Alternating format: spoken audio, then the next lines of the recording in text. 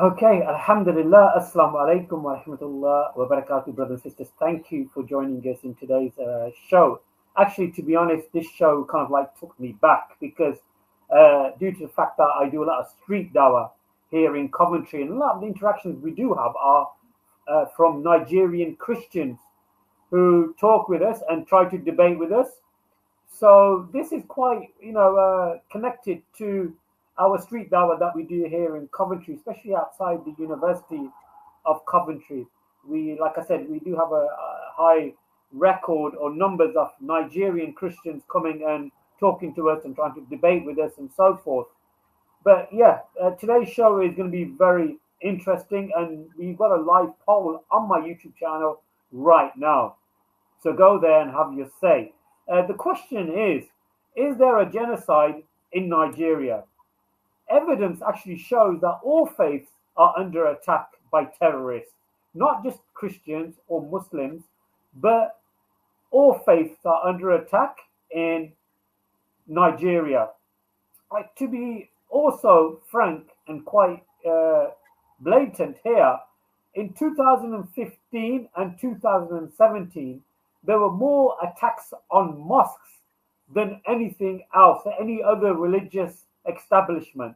So, with me today to unpack this fake Nigerian Christian genocide, which Trump seems to be falling for it, and gun ho.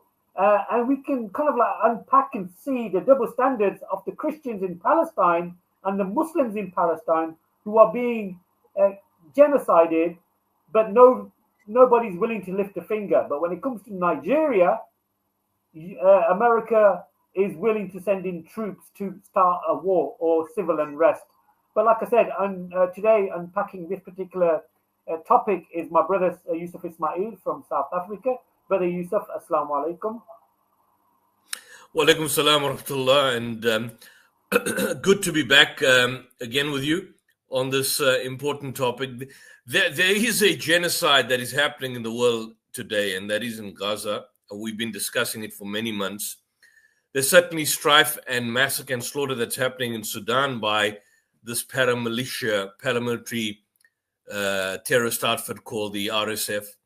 But to come directly to the question about, is there a specific Nigerian Christian genocide happening in the northern part of Nigeria or in Nigeria in general?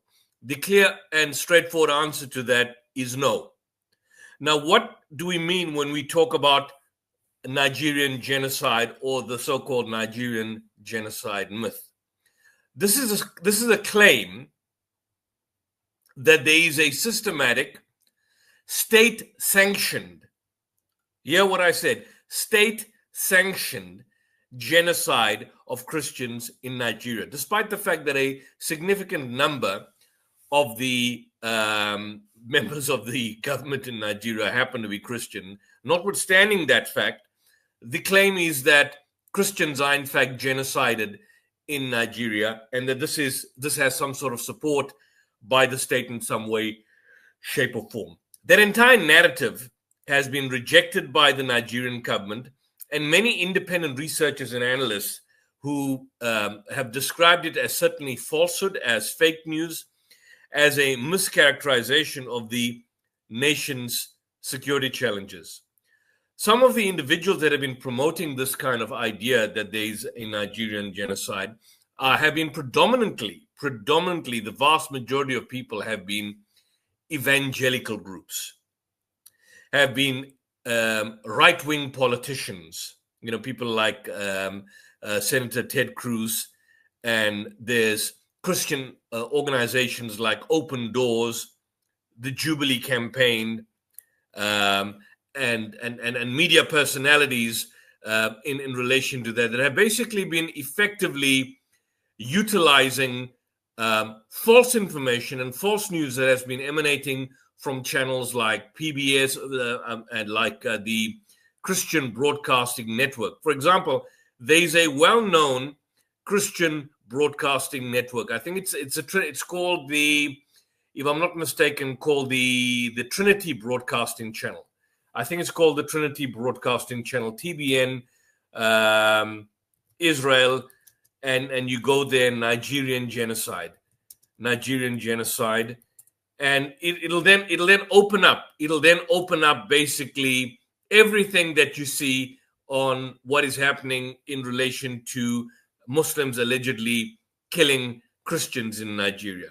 Nothing could be more further from the truth than that. Nothing could be more further from the truth. I mean, the fact that these same people who are effectively stating that there's a genocide in Nigeria, but are basically doing nothing when you see the absolute slaughter that is happening in Gaza daily, even after the so-called supposed ceasefire, shows the hypocrisy and the duplicitous double standards.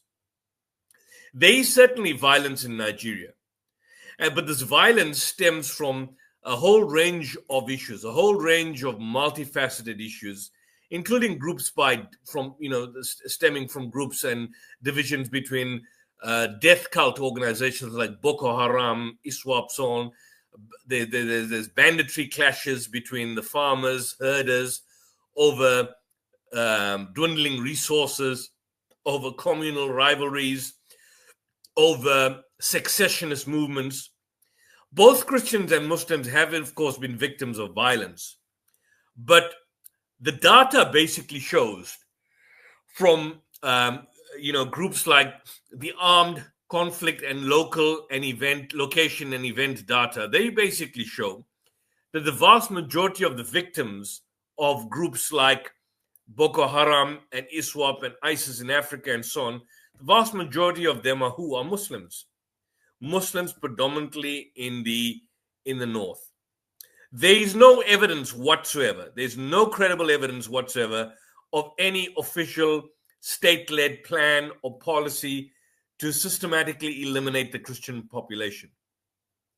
I mean, these are individuals that are basically, who are agent provocateurs, and people that have a specific agenda, a specific bent in terms of wanting to promote a particular type of view, a particular type of information on the specific subject, and so mislead the public in relation to that. So I'll give you one example here in relation to this.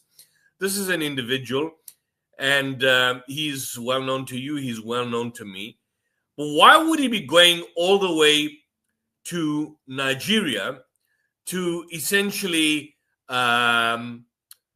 promote this idea? Why would he be going all the way to Nigeria to promote the idea that there's a genocide? So I'll just give you a quick rundown of this particular screen. This gentleman that we've basically got here. I'll just show you this character. You know him.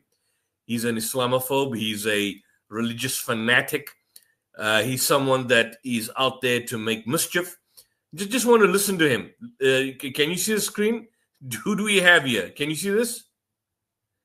Who is this? Muhammad? Can you see? No. What is it? What is this lunatic doing all the way in Nigeria with another chap called Korede Olawayen, whatever his name is, to discuss? And he's a Nigerian Christian, and they're in a hotel in Nigeria, and they're discussing Nigerian genocide. Now listen to this. And I want to ask a question specifically about Nigeria. I'm not obviously from Nigeria, but Korede, who is my guest here, and I'm his guest. Actually, we're on both guests on both. That's right. Seasoned apologist for you and Fander Films for me. Being in Nigeria, we're hearing that there's an awful lot of suddenly people waking up to the realization that there's a problem here in Nigeria with Christians. That's right. And everybody's been looking at Gaza and the supposed genocide that's going on here. And all the focus has been on Gaza. Yeah. You said supposed genocide in Gaza. Look at how shameless this animal is. Look at how shameless and animalistic he is in relation to this. If there's not Jews, there's no news, is what they say. And of course, this idea of spending all our time on just, 0.02% of the entire Muslim world, without looking at the greater Muslim world and what's happening, especially this country. Yeah. This country, Nigeria, is the largest country in Africa. It also has the largest Muslim population, about 124 million Muslims. You see what he starts off with? He starts off with demographics. That's clearly a concern for a religious fanatic that's out to evangelize and wants to convert people and preach to them and has an ulterior motive and an agenda. He starts off by talking about he's in Nigeria, sitting next to a Nigerian Christian and in a hotel room, in a hotel, and talk. You can see it's a pretty fancy hotel, a nice luxurious leather couch, talking about Nigerians being subjected to a genocide. You couldn't make up anything more obscene that these liars come up with. There's no other Muslim population that big. It's the 5th largest in the world. After Indonesia, India, Pakistan, Bangladesh, then comes Nigeria. Yeah. And we're not paying attention to what's happening here because we have just seen the statistics from Pew International and World Relief, and they're saying that in 2023, so 2 years ago is the last statistics we have, 83% of all Christians killed worldwide by Muslims are killed in this country. Yeah. You see, can you see the lie? Can you see the deceit by this man here? When the actual official report shows you that in the north, year after year, the vast majority of people that are killed in Nigeria by either through disputes on land or by fanatical outfits like Boko Haram and so on, or the bombings that take place for that particular matter, or killing of religious groups, the vast majority are Muslims. This fool goes on to say that they're Christian. I'm going to show you the stats. In Nigeria. And no one's paying attention. And that's why we're saying, hold on a minute. Why is it no one's paying attention to this? You're in Nigeria. That's right. You know of story after story, don't you? That's true. You probably know some people who have been caught up, who have either families have been massacred or raped or beheaded or kidnapped. That's right. What? Raped, massacred, beheaded, kidnapped. This is a kind of atrocity propaganda that we heard in about Hamas. But this is a kind of propaganda that these people talk about. What do you do with this? Because I can't understand that. I'm just a guest here, and I've only been here about 10 days. And it seems like everywhere someone has stories of these massacres. Yeah. Help us here. For those of us in the West, I'm coming from the West now. I'm here as a guest. You live here. Yeah. You know what's happening. Tell us what's happening. Okay, so let me start with this. A lot of killings have been going on in Nigeria, and then most of these killings are not reported in the media. And because of that, there's a contention. Some are saying that these killings that are going on in Nigeria is not actually true. It's just an exaggeration, but that's not true. I would like to say that about 3 weeks ago, I was privileged to travel to one of the places affected in Nigeria, and I saw buildings, houses that were burned down by this Islamic jihadists. In fact, churches were also burned down. And one of the places that I saw, which are actually burned down, I mean, it's one of the churches that they have around that community. I had the story that sometimes when these guys come around and they are shooting, people actually have to run around, okay? They want to escape. So if you escape the shooting from the church, you don't escape the machete. So if you're coming outside of the church, then you are killed with the machete. So that's the way it works. Now, some are asking the question, so if all of these things are happening, why are we not seeing them? The truth of the matter is that sometimes these things are reported, and because it is something that happens over and over again in Nigeria, it has become normalized. So when it happens, people do not actually talk about it any longer because it is something that is happening almost every time. So here's his argument. His argument is that it's so common, so regular, and then he's talking about an incident happened apparently 3 weeks ago, which hasn't been reported even in Nigerian news. It hasn't been reported in Nigerian news that people are being chopped up in machetes, but it's so common, so regular, so apparent on a daily basis that it doesn't make mainstream news. That's how bad it is. That's how bad it is. Well, then if that is the case, you know, how come we don't see, we've seen reports, a couple of reports on killings that have happened over the years, but how come we don't see, if it's so common and so regular and so apparent, how come we don't see the killings and the massacres and the slaughter of babies, children, women, blowing up of churches and so on the scale that we see in Gaza? Because in Gaza, I can show you on my phone right now on my phone. right now on my phone. Direct source, blowing up of children's heads. We've shown them on this particular channel many, many times. Daily. I can show you a situation now, right now, where Israelis have released Palestinians, and out of the 720 Palestinian bodies that have been released, about 90% of them have had their eyes gouged out, have had themselves tied with their hands against them, have shown signs of torture. In fact, there's one body that was released over the past 2 weeks, of a body that was kept of a political group, of an individual way back from 1980. 40 years the Israelis kept him. Now we've got that evidence there before us on our phones, on social media, on X. All of that is there. If what's going on in Nigeria is on the scale as these two punks basically claim, that it's so apparent, so obvious, so in your face that it would be daily, therefore the media doesn't report it. Well, how come you don't even find these reports on social media on the scale or on the level that we have seen in Gaza, or for that matter in Sudan? I mean, we've seen atrocities in Sudan. I've seen atrocities in Sudan. How come we don't see them on the scale that you see in Sudan? It's because at the end of the day, this narrative that is presented is a narrative presented by these two punks, similar to the narrative that whites in South Africa, my country, were being subjected to genocide. And you know what the irony of all of this is? How come if Trump, the scumbag, is so concerned about Nigerians being subjected to genocide, how come he's only allowing the whites from South Africa, he gives them refugee status, and how come he doesn't give Nigerians from Nigeria refugee status? Does that ever bother anyone? How come if Nigerians are subjected to genocide, as the American administration is now claiming, then by all means, why don't you give them refugee status? But Nigerians are not. Nigerians have to go through the process of having to apply, like every other person, for a green card to enter, for a visa to enter the United States. If there was really genocide, well, how come you're not giving them refugee status? Is it because they're black and then they don't have white skin like you? So as you can see, these two individuals here are mischief makers, individuals with no sense of morality. And the fact is that there's no credible evidence of an official-led genocide or systematic forms. I mean, there's clearly religious strife that has been happening. I really want to, we can continue with that clip, but that's really interesting, and I appreciate that. We've got a lot of individuals in the chat, and we've got a brother backstage, Brent James. Brent James, can you just turn your camera on again for us, please, so we can get you on the stage, and then we can hopefully have a fruitful discussion. And if you've got any objections, feel free to put your objections forward. So we're going to have Brett James onto the stage now. Welcome to the show, Brett. Hope you're doing well. What's up, brother? Peace, man. How are y'all doing? Thank you. We're doing well.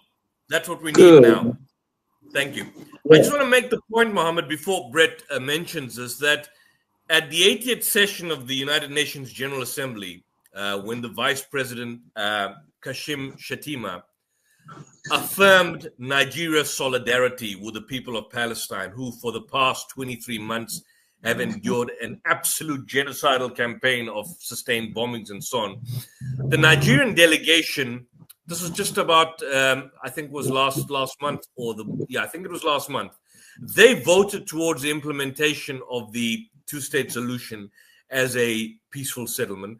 Nigeria's position on the decades-old campaign of terror on the people of Palestine by Israel has been consistent since 1988.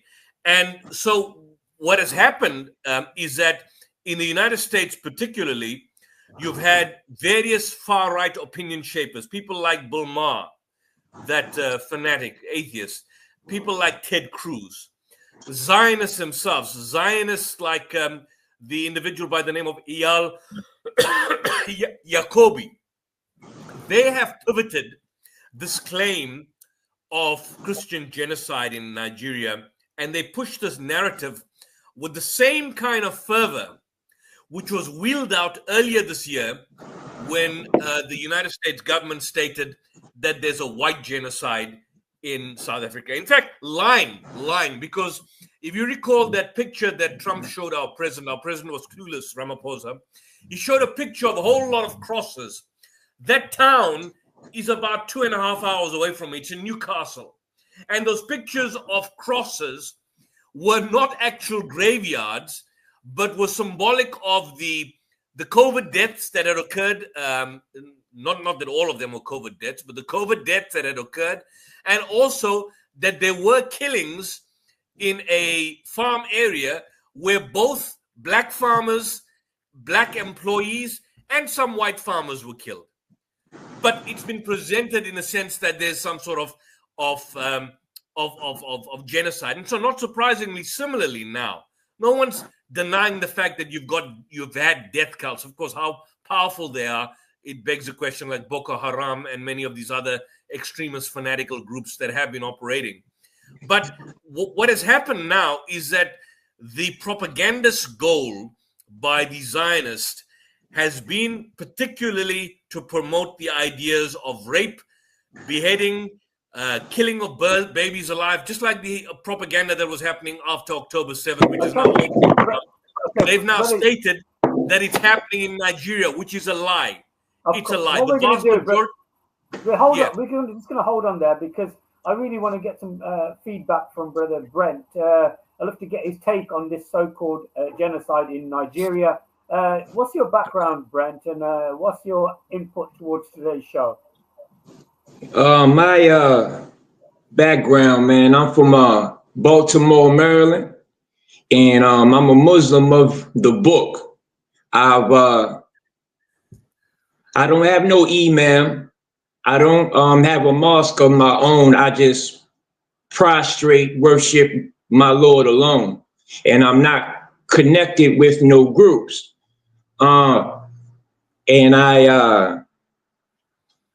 And what's happening over there with the Nigerians and the Christians, if the Nigerians are really Muslims that read the holy book and not just go off what they imam say, they wouldn't be slaughtering the Christians, because it says in the Quran that if the Christians may seek another way, then let them live.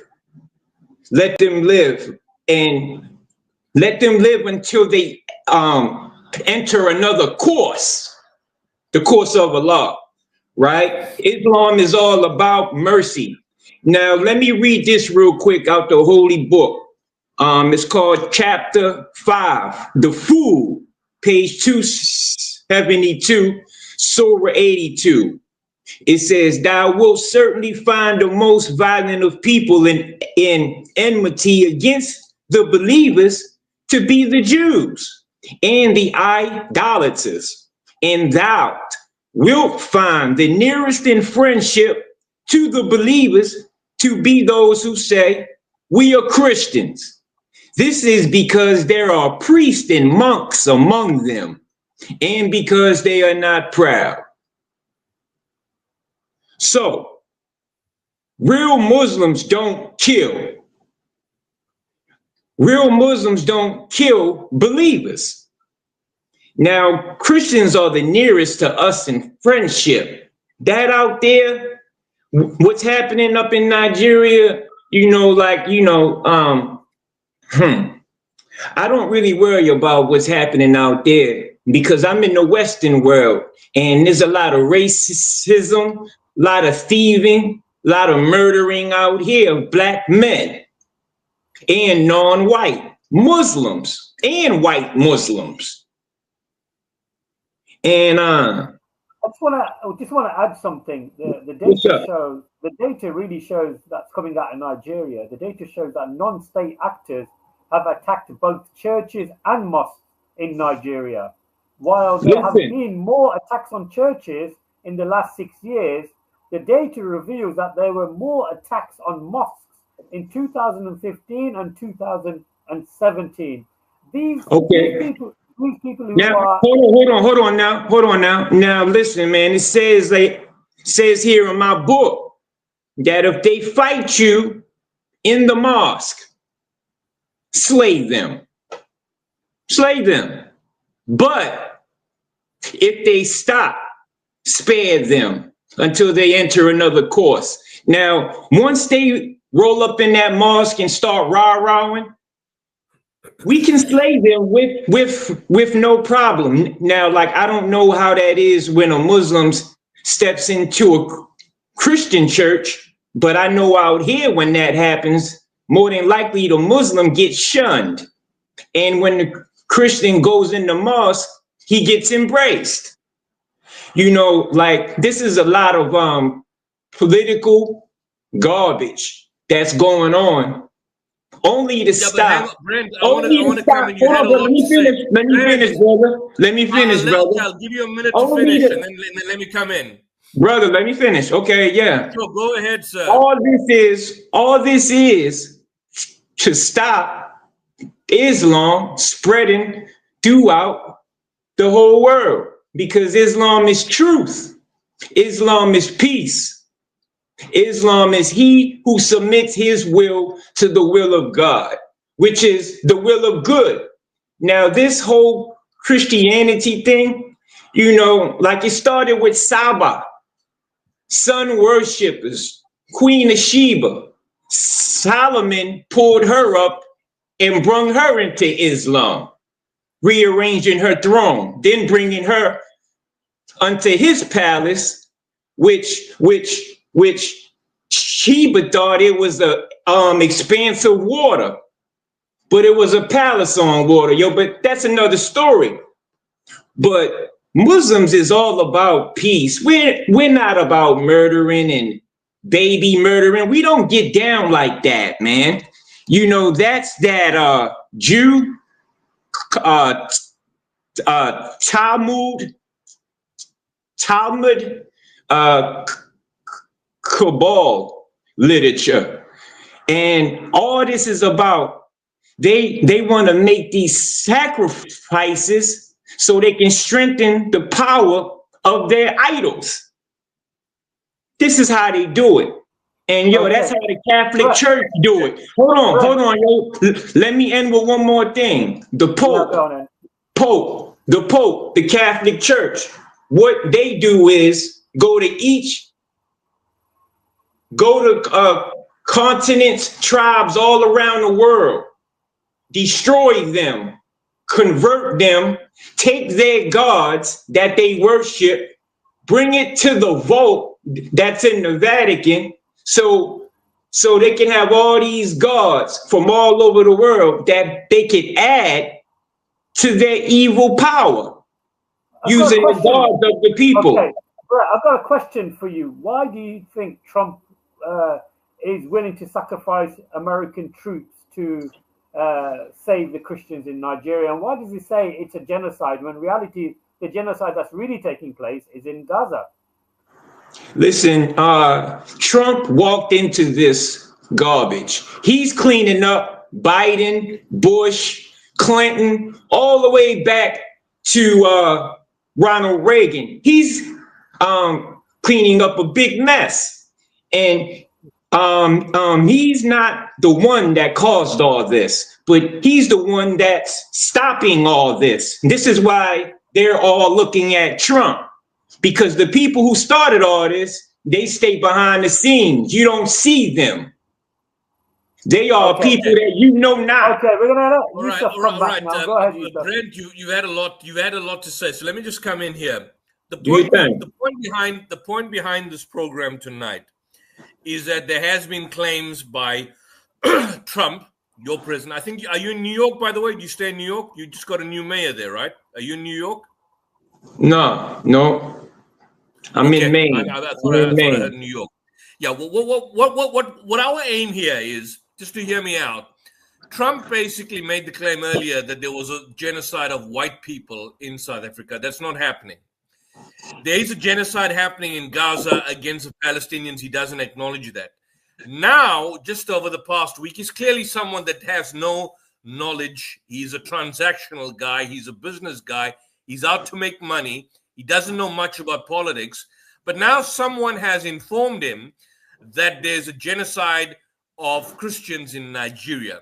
The reality from the ground is that there is no genocide of Christians in Nigeria, and that the claims of any kind of religious war between Muslims and Christians in Nigeria are simplistic, or the idea that the Nigerian government would want to kill Christians is so ludicrous because there are Christian ministers and Christian religious individuals who are affiliated with the church in the Nigerian government itself.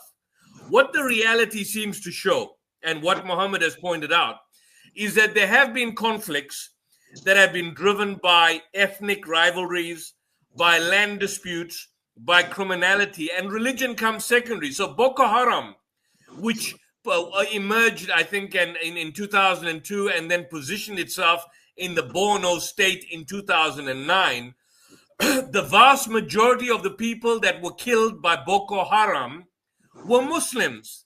The vast majority of religious buildings that were destroyed by Boko Haram were mosques. Of course, there were churches that were burnt and some Christians were killed, but by and large, most of the victims of the violence in Nigeria, and this is not what I'm saying, this is what the statistics are showing, the reports are showing, that most of the victims have been Muslim. And similarly, what we now have is a situation where there's banditry in northern Nigeria that puts the Fulani herders against the Hausa communities. So there you have a situation of both inter-Muslim violence against each other, Muslim on Muslim violence. So coming back to what you said you believe in the Quran and you support the book. You've got your own way of practice, and I respect that. And you mentioned the fact that the Quran basically epitomizes peace and justice and standing up for righteousness. The reality of the situation is if you apply that principle in the Nigerian context, what we see once again is fake news on mass display. And I'm saying, as an American, of course, I agree. Fake news.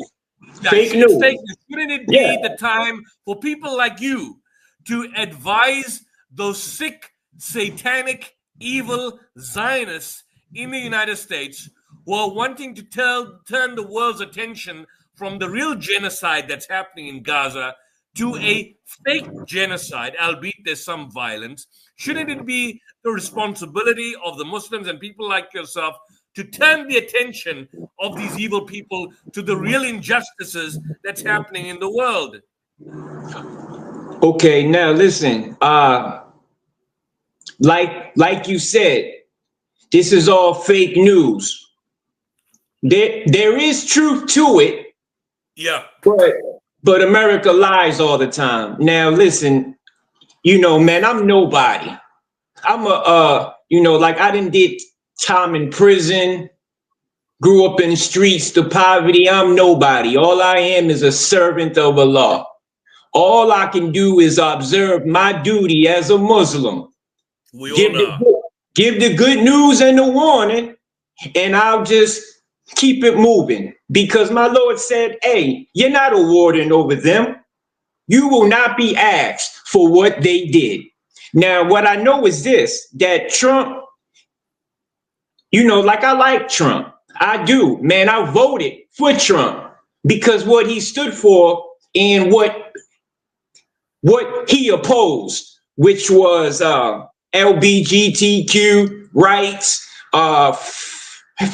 feminization of black males,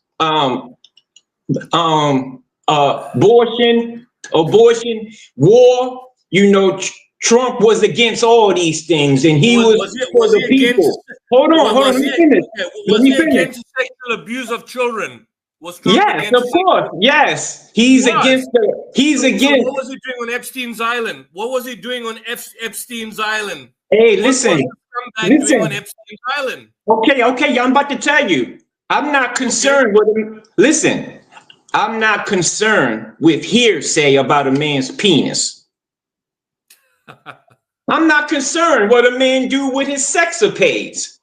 It don't concern me. So Now, how can that person be a source of morality and guidance for us if he developed a relationship, a professional relationship with a financier and a sex offender, Jeffrey Epstein, and traveled with him on his plane jets, in all probability, to the Epstein Island where girls were being sexually abused? Well, how can that person be a UK, source of morality and guidance? I want to add, in the UK, we have this so-called prince, Andrew. The title has been taken off him now. Andrew, of course, the brother of Charles, he's just been basically done for hanging around with Epstein. Images of him, in close quarters with Epstein and some of his younger female companions, and of course, emailing him. So why isn't Trump now having the same punishment that this Andrew is having? Andrew is being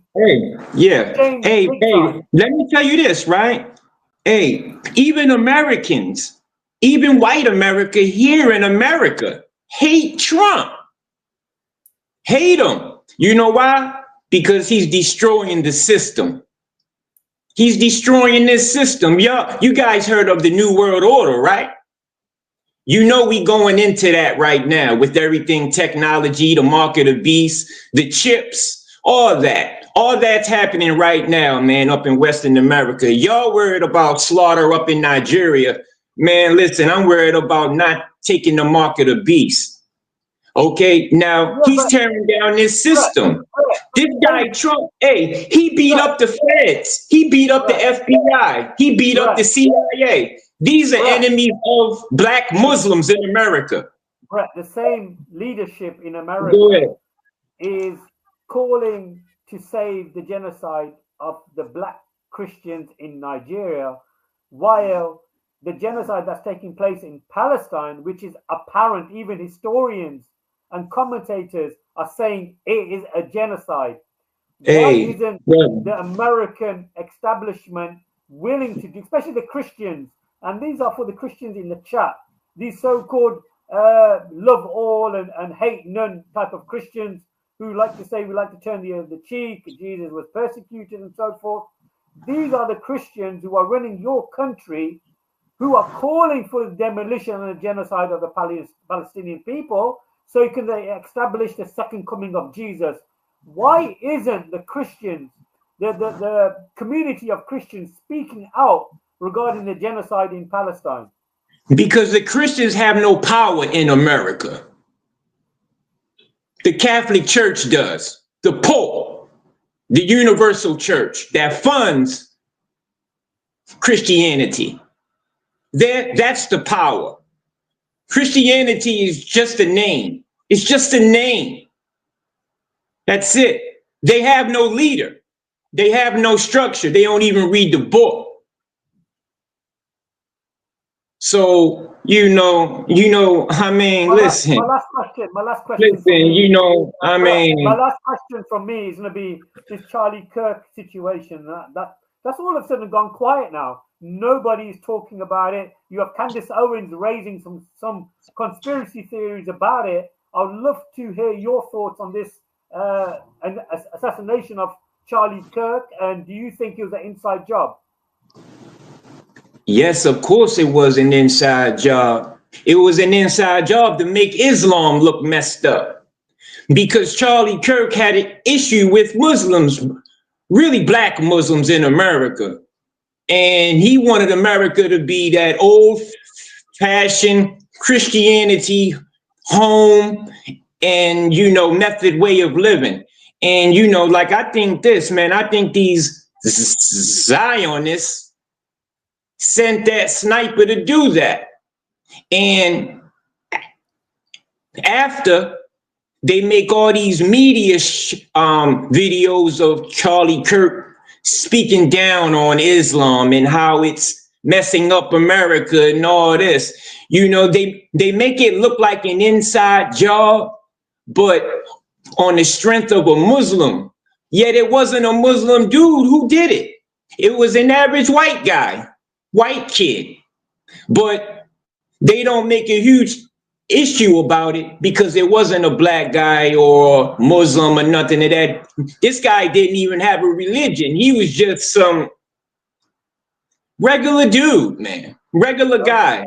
And you know, just like, hey, just like when Trump almost got killed when he got shot in the ear by the sniper. Same thing. They were sent by Zionists because he ain't doing what they say. Trump is going against the grain.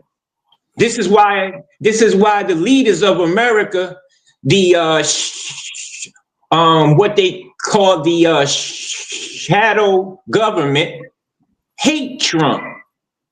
Because if you look at the word government, within the word, you see govern men, over men.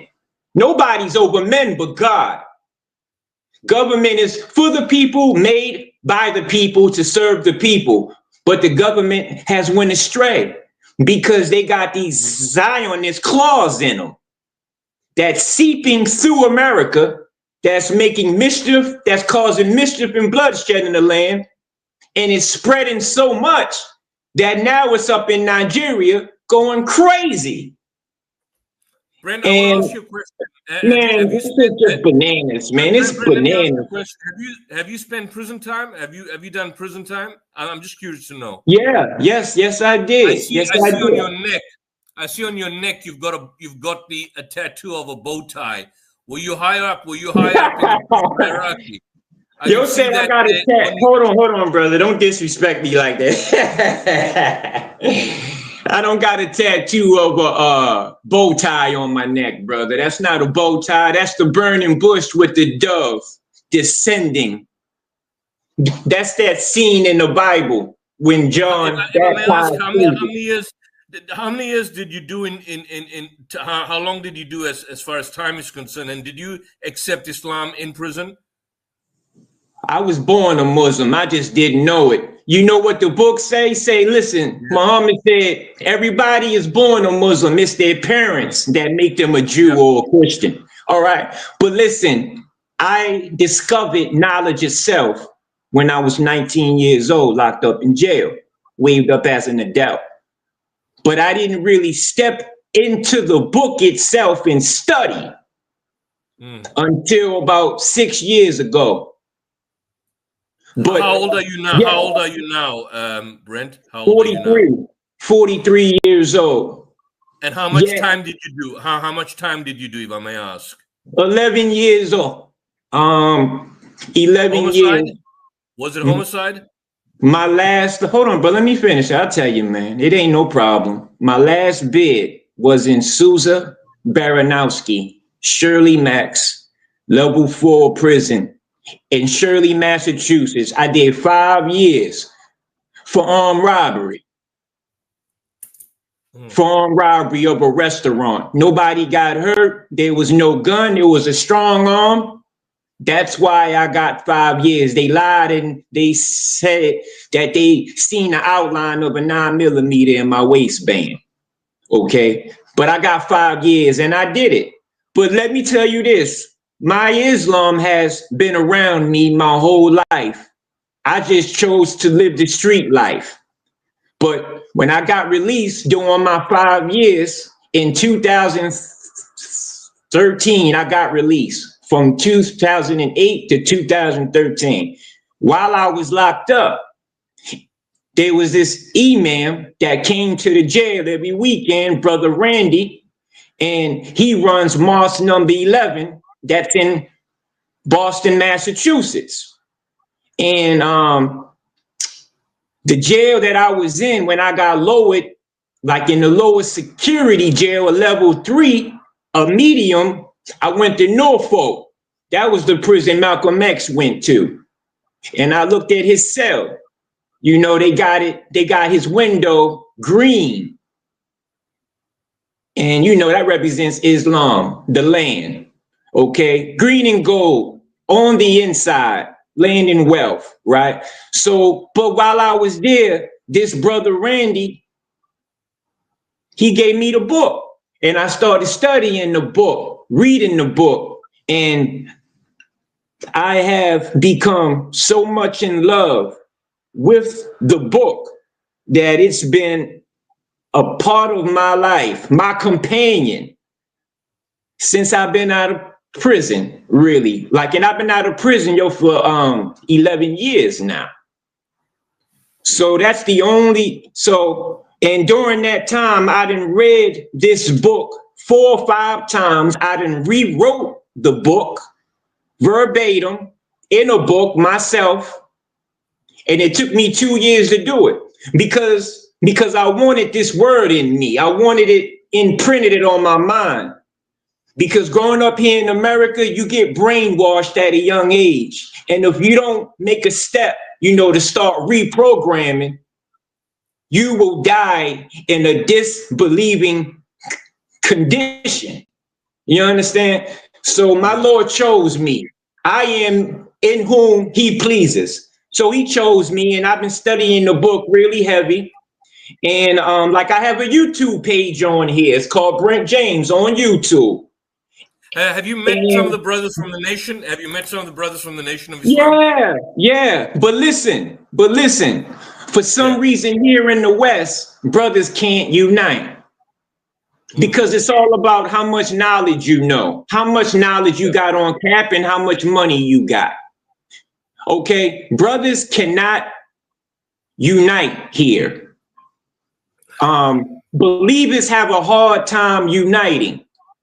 And that bothers me a lot. But it's okay, because I make Muslims on my own. I done bring home a few people to Islam. So, man, I'm all right with that. But one thing I don't like is, just us not uniting, man. Like, man, believers not uniting with one another, man, and hating on one another. And Brent, man, it's great speaking to you, Brent. I would like to maybe explore your story more one day. What I would suggest, if you could leave your email address and contact details in the studio chat, or with Brother Muhammad, we'll make personal contact with you and interact with you more. If you can put it in the private chat, on the right hand side. Yeah, in the private chat. Leave your details with us in the private chat, and we'll contact you. We will contact you for that. And then, thank you for joining us. And then we wish you well. All right, brother. You too, yo. Assalamu alaikum. Wa alaikum salam wa rahmatullah, and Godspeed and all the best, Brent. Well, we hope whatever your journey is, we wish you the best. So coming back, there was an interesting interaction. I just wanted to point out before we slightly veered off the topic, just to wrap up this segment, is that right now, as I'm talking, there are in Nigeria Israeli, and this was just before I went off the topic, Israeli lobby groups operating in Nigeria, some under the cover of the strength of the diplomatic relationship between Nigeria and the US. These groups are getting large amounts of monies. They are recipients. They are Israeli vassals who follow the dictates of the empire without recourse to any kind of domestic public opinion or international obligation, or any kind of conscience for that particular matter. And they're basically all of a sudden, I think the main point why we need to ask ourselves in this question, in this debate, is that why is it that the people who are suddenly interested in talks about a Christian genocide in Nigeria and who are trying to whip up that language and rile up the unsuspecting public, why is it that the vast majority of the people that are doing this happen to be pro-Israeli commentators? Why is that the case? I mean, and so this basically simply reinforces that the context of the ongoing conversation is, of course, their concern of the global world opinion having shifted and turned against Israel. I mean, now the Lancet report, according to the Harvard study, has now reported. We talked about the Lancet last year, and at the beginning of around about June 2024, we're talking about close to 200,000 people had disappeared or been killed, including children. Now the figures are close to 500,000. Now the figures are close to half a million. You're looking at about 400,000 to 500,000 rands. And the result of this, is that the facade of Israel always being correct and always being right, and always having the dominance of public opinion and the dominance in terms of promoting its propaganda, that's fallen away. That facade has collapsed. So therefore, you have a situation where now they are so desperate that they are paying social media influencers, people who've got a large number of channel subscribers, $7,000 at a time. I mean, think to yourself, why is it that they would get people, rats and what we would call low-life trailer park trash like Tommy Robinson all the way to Israel? Why would they pay for the guy's visit? And they humiliate him and treat him like a trash. Why would they do that? The result that you have right now is that global attention is increasingly fixed on Israel's atrocities, on the Israeli genocide, and there's a broadening international consensus that is taking the grip of the public mind. And so what you have is a situation is that these particular people are now in a situation of such terror and such desperation and such humiliation that they want to now consolidate and rebuild their propaganda apparatus in the terms of the regime of censorship that is basically being imposed in the United States, in terms of wanting to shift the global attention to Nigeria, to a so-called Nigerian genocide. All of a sudden, if they claim that it's been happening for years now, why is it only now the United States suddenly so suddenly, even though the killings recently haven't been as bad as they have been in the past? I mean, you look at some years, I think 2018, 2017, there's been really some bad stuff going on in Nigeria. A lot of Muslims were killed. Quite a few Christians were killed as well. Communal violence that was taking place, some kind of sectarian strife, and so on and so forth. But it appears to me that now, right now, is it happening, because the fact that Israel is now naked and bare for the entire world to see, what's happening? There's now a forced kind of takeover of TikTok. Why is Netanyahu so concerned about TikTok? Why is Larry Ellison? Larry Ellison owns a company called Skydance. Skydance was a small media production company that was operating under the Paramount Pictures, that was producing movies like Mission Impossible by Tom Cruise and all of that back then. Now they have taken over Paramount Productions. They've taken over some of these major news networks, and they are hardcore Zionist fanatics. So therefore, for those on the other end of the world, Israel and the United States has to reach into their playbook of forging and maintaining these kind of selective partnerships with agent provocateurs in the Nigerian context, and along regional and ethnic lines, and creating some sort of idea that, if the official line, the goal is naive. There's a goal out there. The goal is there. There's a naive goal, but there's a simplistic goal. That if the official line is that Muslims are inherently violent and that Christians are endangered everywhere, and that Christians are being genocided in Nigeria by Muslims and by the government, then for them, Israel's war on Gaza would be justified. So if enough sentiment, if a reasonable amount of uproar can be whooped up against Muslims in Nigeria, it then sets a kind of a pretext for coordinating some degree of hate towards the Palestinian population and the armed resistance groups. So they will say, well, look, this is what you've got in Nigeria. This is Boko Haram. And look what you've got in Gaza. You've got Hamas and you've got Hezbollah. Even though Hamas ideologically is nowhere near a death cult like ISIS or Boko Haram or some of these African paramilitary groups, nowhere near like the RSF, or who are just engaging in violence for the sake of violence. So this is a kind of obscene distortion of reality. And it's a strategy which commentators in Nigeria, which people like us need to warn others that individuals should not fall prey to. The amount of lives that are lost, across the communities, even in Nigeria, where you have lives that are being lost or there's violence that is taking place, that should not be a kind of a distraction for the criminal network of Israel and the United States to continue their agenda.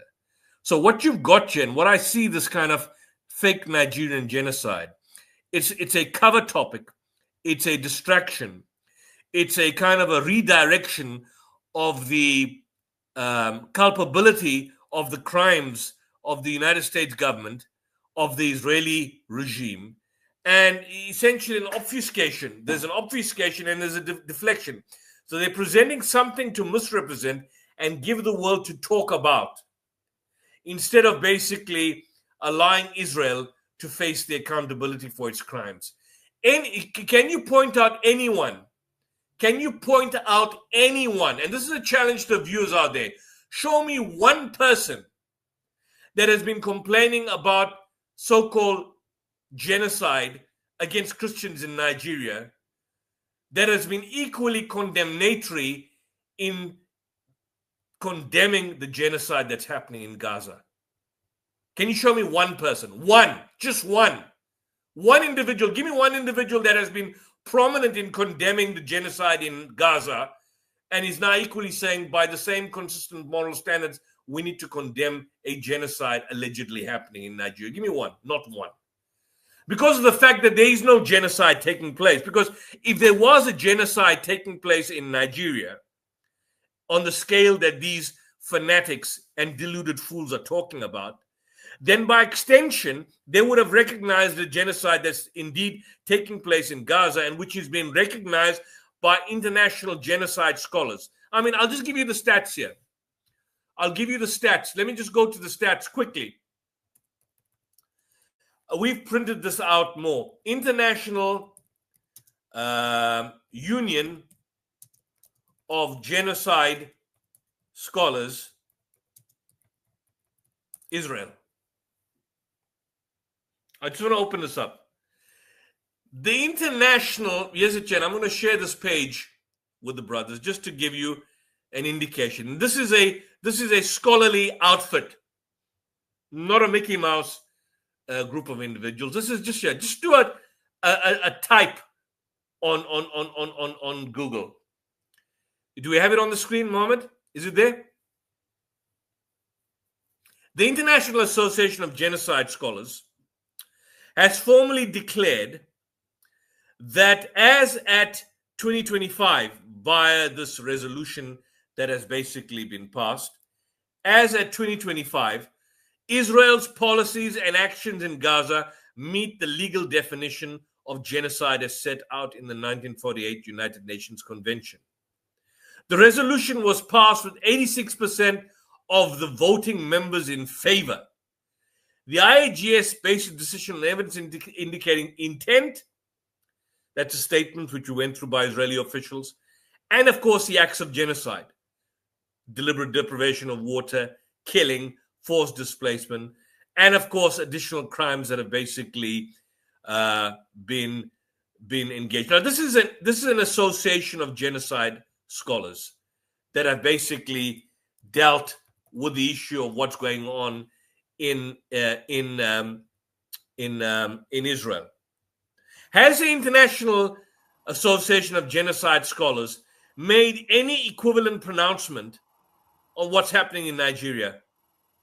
Have they? Not one. Not one.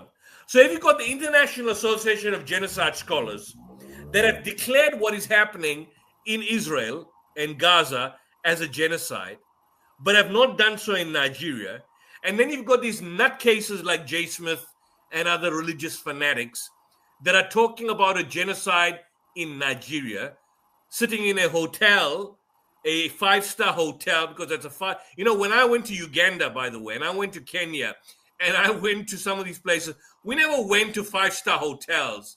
We were basically using latrine pits as toilets. When we went right up to the north in Buganda, they're latrine. There were no luxuries.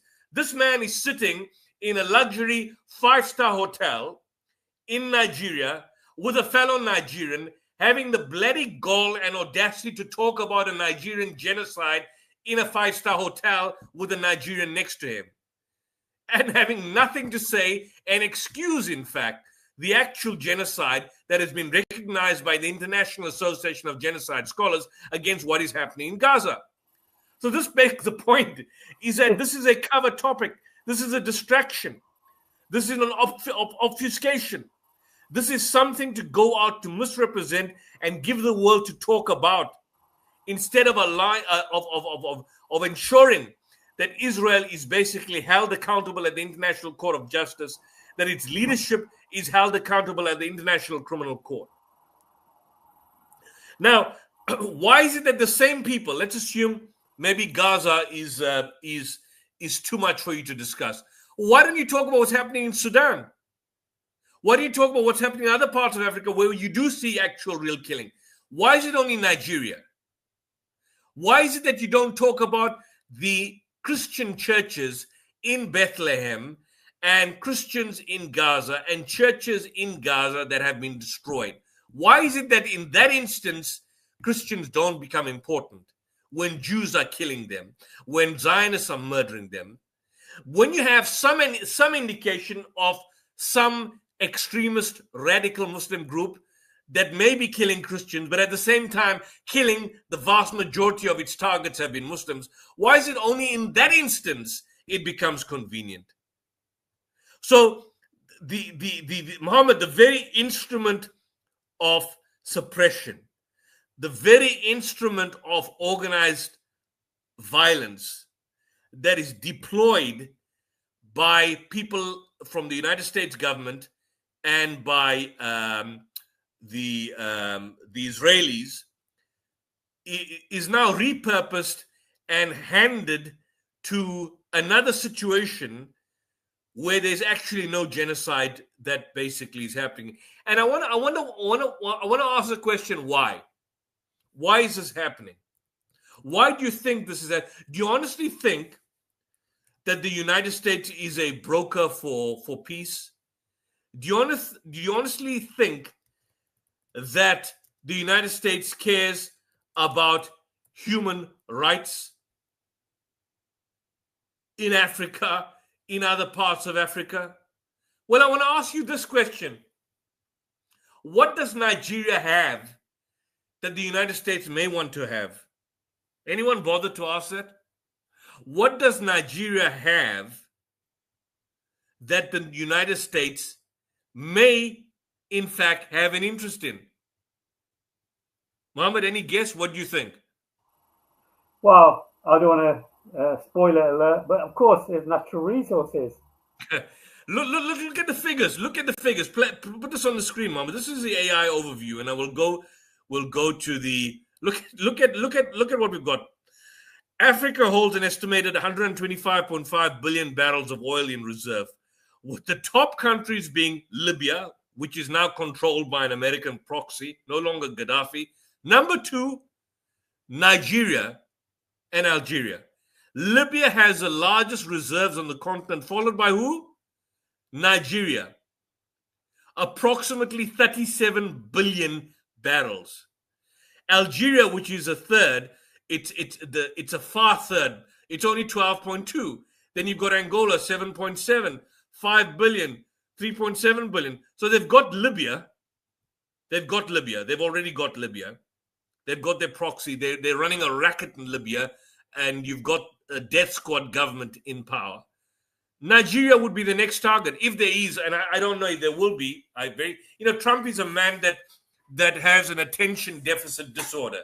He'll say one thing on one day, and then he'll forget about it and say something else. And then he'll try and point you to a marble table in the White House, and then he'll forget what he says, and then he'll direct his idiot Secretary of State Marco Rubio to make a telephone call to him. So he doesn't have a strong attention span. It's not the brightest tool in the shed. But this is something, if I'm a businessman and I'm looking at countries with proven oil reserves as of 2025, look at what Nigeria has. And look at the next close other countries.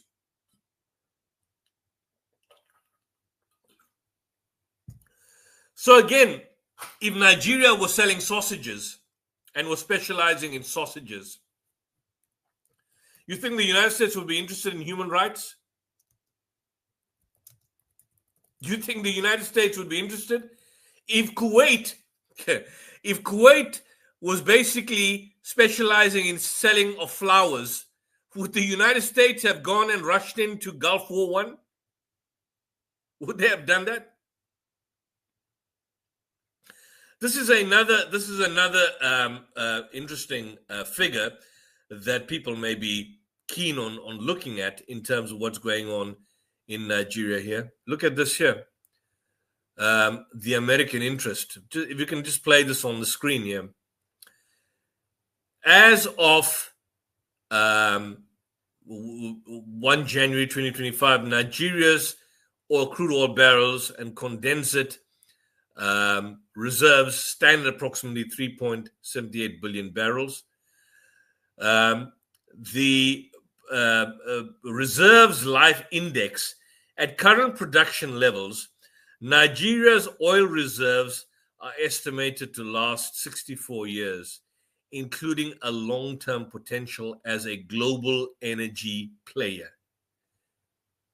The U.S. interest in Nigeria's energy sector is primarily driven by energy security and economic partnerships. Wow, look at this. The United States is Nigeria's largest foreign investor, with investments heavily concentrated in the oil and gas industries. It was also the primary purchaser of Nigerian crude oil in 2024. Who's that for the benefit for? Is that for the benefit of the Nigerian people? Or the American public? Or the major companies? U.S. companies are actively engaged in Nigeria's oil sector, with the U.S. showing interest in new projects such as potential investment in the ambitious Nigerian-Morocco gas pipeline project, which aims to connect West Africa to Europe. The overall U.S. bilateral relationship pragmatic, with bilateral trade surpassing $13 billion in 2024, supported by mutual interests. The U.S. provides security support to Nigeria, including counterterrorism assistance, which helps address instability that could otherwise threaten the security of the oil-rich regions and general stability in West Africa, thus indirectly supporting energy interests. In essence, America's interest in Nigeria's oil reserves remain high, framed by a desire for a secure and diverse energy market and a robust bilateral trade and investment relation. What do you make of that? What honestly do you make of this? U.S. to set up military base in Nigeria's oil-rich region over Boko Haram? The Trump administration has never hidden America's hunger for critical minerals outside its shores, and is often accused of arm-twisting countries for economic and migration deals. And you've got idiots out there, idiots, who think the United States is interested in human rights. You think the United States is interested in the rights of people and people being killed? They're essentially supporting a genocide before our very eyes. They've killed more than 1 million people in Iraq. They've sent Afghanistan back to the Stone Age. If you look at William Blum in Killing Hope and the history of U.S. military strategic interests in different parts of the world, they've caused more bloodshed and mayhem in the 20th and 21st century that has resulted in more deaths, more massacres, and more killings than World War I and World War II combined. More than World War I and World War II combined. What are we talking about here? Wake up, people. Any thoughts, Mohammed? Yeah, it is quite profound how the way you demonstrated how clearly this is not really about human rights or protecting the Christians of Nigeria.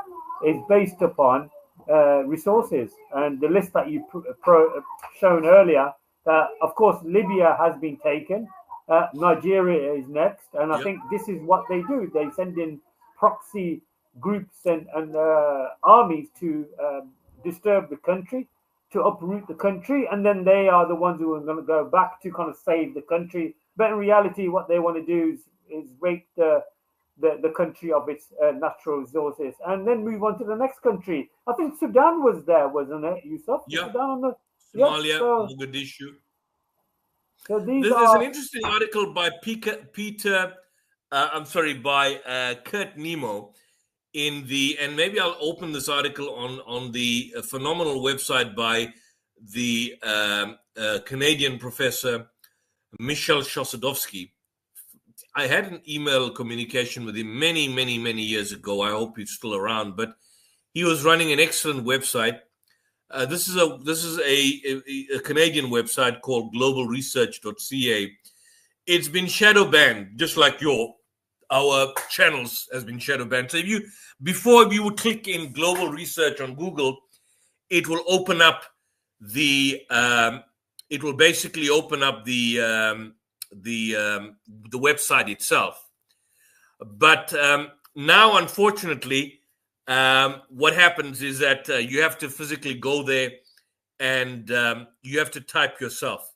So this is an article, if I can just maybe expand it, which shows that Trump threatens to invade resource-rich Nigeria.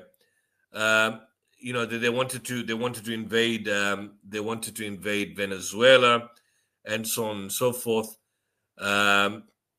This was a report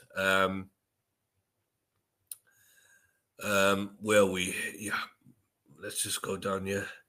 Nigeria, bounty of natural resources. According to Nigeria's Ministry of Foreign Affairs, the country is one of the most resource-rich nations in the world.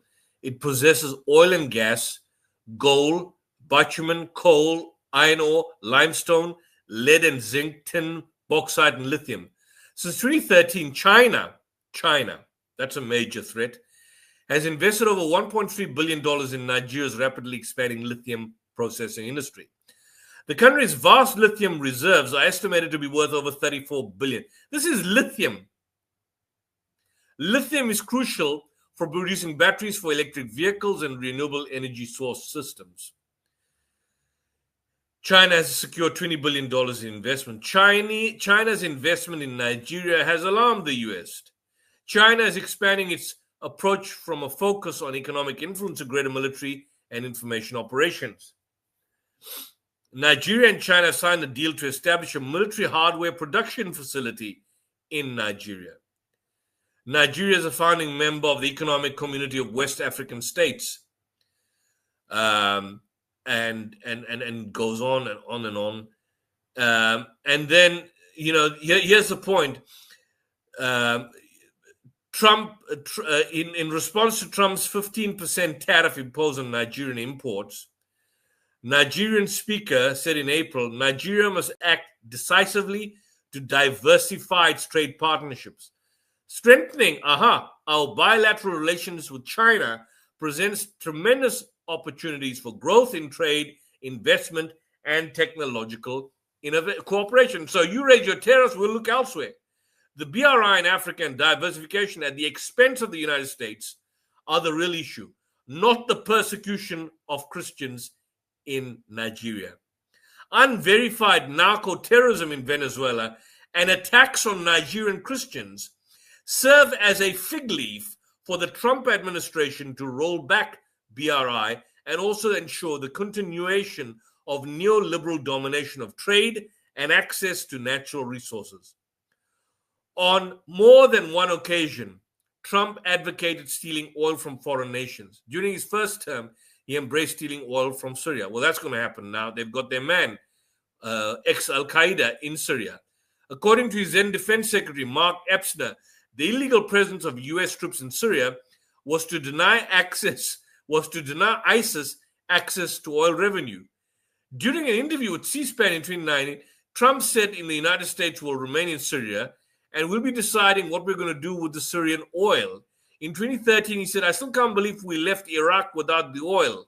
And he went so far as to demand Iraq repay the US for the $3 trillion squandered on the invasion. Imagine that. You waste your own money to invade and kill and destroy another nation, and then you want them to pay you back with oil. I mean, what a low-life bastard are you? Trump has said the same. How about we buying oil from Venezuela? When I left, Venezuela was ready to collapse. We would have taken it over. We could have gotten all that oil. Would have been next door. Now, I mean, this is someone that is not mentally stable. Someone that is not mentally stable. He's already described as China as a strategic competitor. And so the same, in this article, the same rationale applies to Nigeria. The US not only wants a free hand to decide how Nigeria's natural resource will be exploited, it also wants to prevent its main competitor, China, from gaining a foothold in Africa. So there is a multifaceted approach that people need to sit aside and think. Is the US really interested in human rights, even for Christians? I mean, it sacrifices Christians on the altar of expediency. Check a book from the 80s. It was called World Orders, Old and New by Noam Chomsky. And there he speaks about how in the 70s, the CIA sponsored death squads in Latin America to destabilize these leftist governments. But in doing so, they would enter churches and they would hack nuns to death in Latin America, Catholic nuns. And these paramilitary death squads, like the Contras, were backed and supported by the United States government in order to do its bidding as a proxy and as it engaged in proxy wars to destabilize and dethrone these governments in basically in Latin America. And so, not surprisingly, I don't know if there will be potential military action in Nigeria. You know, anything is possible nowadays. I have my doubts that anything will happen, but the fact that it's mentioned, anything is possible nowadays. Anything is possible. We've got lunatics, maniacs, and narcissistic psychopaths in power. Anything is possible. We live in a strange, bizarre, schizophrenic world. We live in a strange world. And the world is changing. And I mean, American society is changing. Look at what happened today. The phenomenal resurgence of Zohran Mamdani in New York as a mayor. For those who don't know Zohran Mamdani, I would urge you to get into contact or in touch with his far more highly brilliant father, Mahmoud Mamdani, and study his works and study his a true scholar, a true political scholar with a genuine Islamic background. Study his works. And if Zohran is anywhere close to his father in terms of his intellectual output, then hopefully, inshallah, we will see something positive and beneficial for New York City and other parts of the world. And I think in a way, you know, and this is basically called the silver lining. I don't think he would have come into power had October 7th not happened. October 7th, essentially, on October 6th, on October 5th, on October 4th, the entire world, as many people have mentioned, forgot about Gaza. People never knew. You mentioned Candace Owens, Mohammed, earlier. I was listening to the interview that was posted by Brother Nazam, the interview she did with Norman Finkelstein, I think it was yesterday or the day before yesterday. She mentioned that before October 7th, she didn't even know what Gaza was, what the West Bank was, what the conflict was. She just knew about Israel.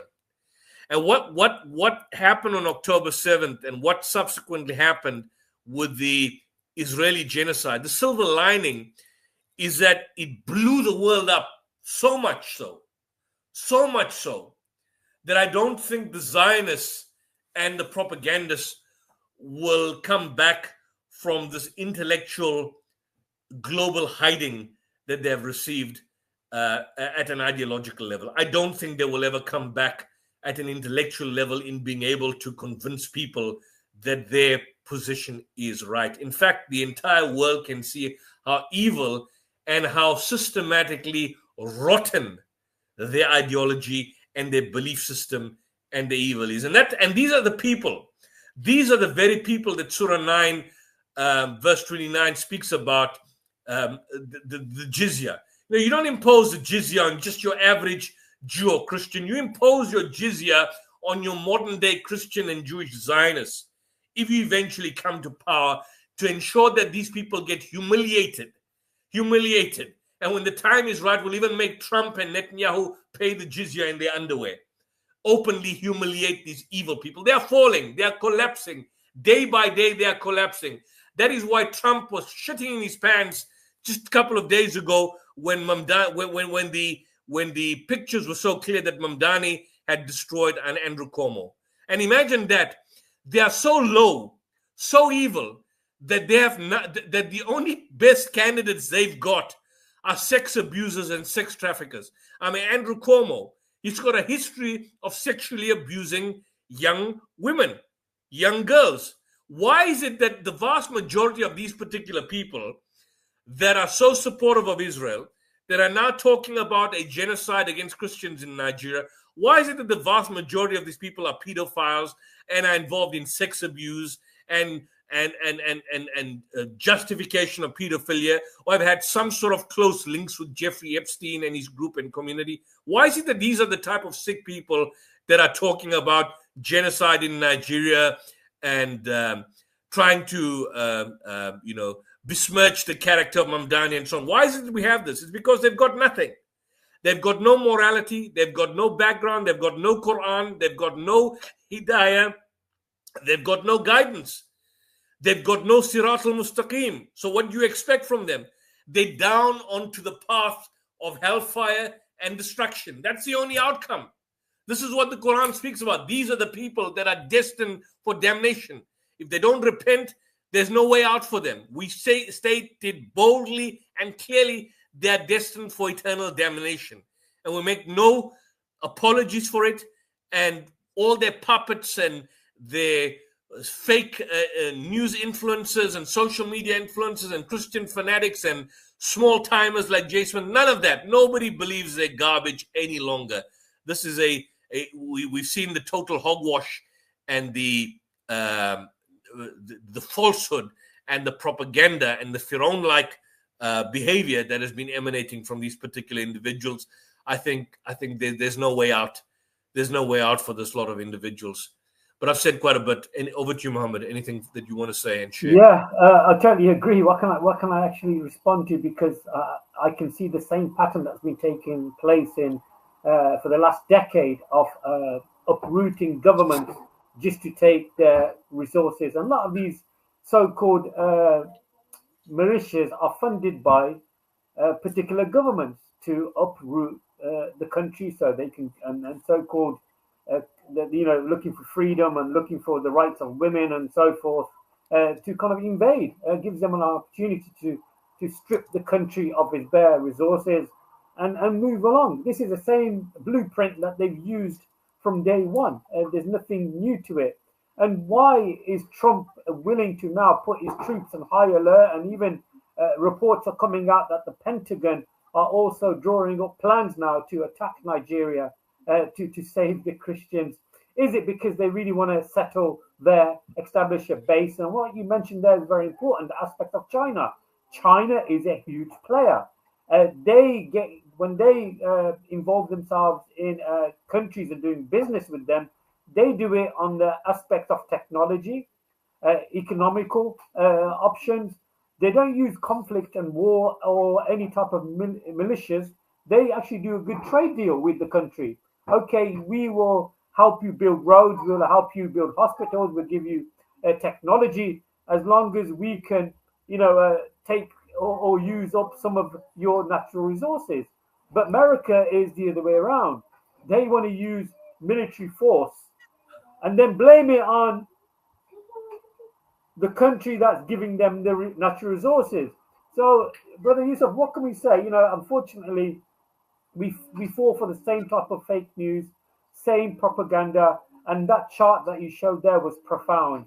you had Libya, you had Nigeria, and I think Sudan was, you had the third country was Algeria, if I'm not mistaken, and the fourth country was Sudan. And you can see that, you can see how it's all falling into place. You know, of course, Algeria was very heavily colonized by the French and other European countries. But I guess Algeria are quite strong now, you know, and they won't let other countries. Sure. Put that onto the screen. Okay, I've just put this onto the screen, Mohammed, whilst you're talking, because I want people to even see this. Look what it says here. This is a report dated to March 19, long before this. House Speaker stands down probe of CSOs over U.S. aid, the NGO, apparently funding Boko Haram. Look at this. The ad hoc committee chaired, the Speaker of the House of Representatives intervened in the action taken by the ad hoc committee investigating Nigerian civil society organizations and international development partners over alleged links between U.S. aid funding and the terrorist group Boko Haram, asking the ad hoc committee to stand down its probe.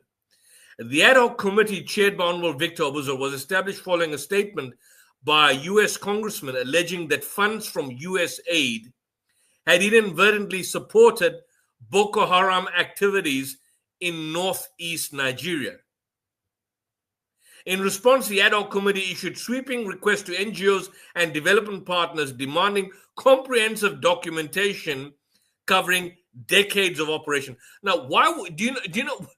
This is mind blowing. What is USAID? What is USAID? Do you know what USAID is?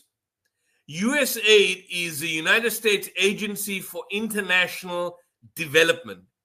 It's an agency of the U.S. government. This is it. Let me share this. It was founded by John F. Kennedy. It was founded by John F. Kennedy. And here we are. Here's USAID. And basically, the story goes, here we are. It's a de jure independent agency of the United States.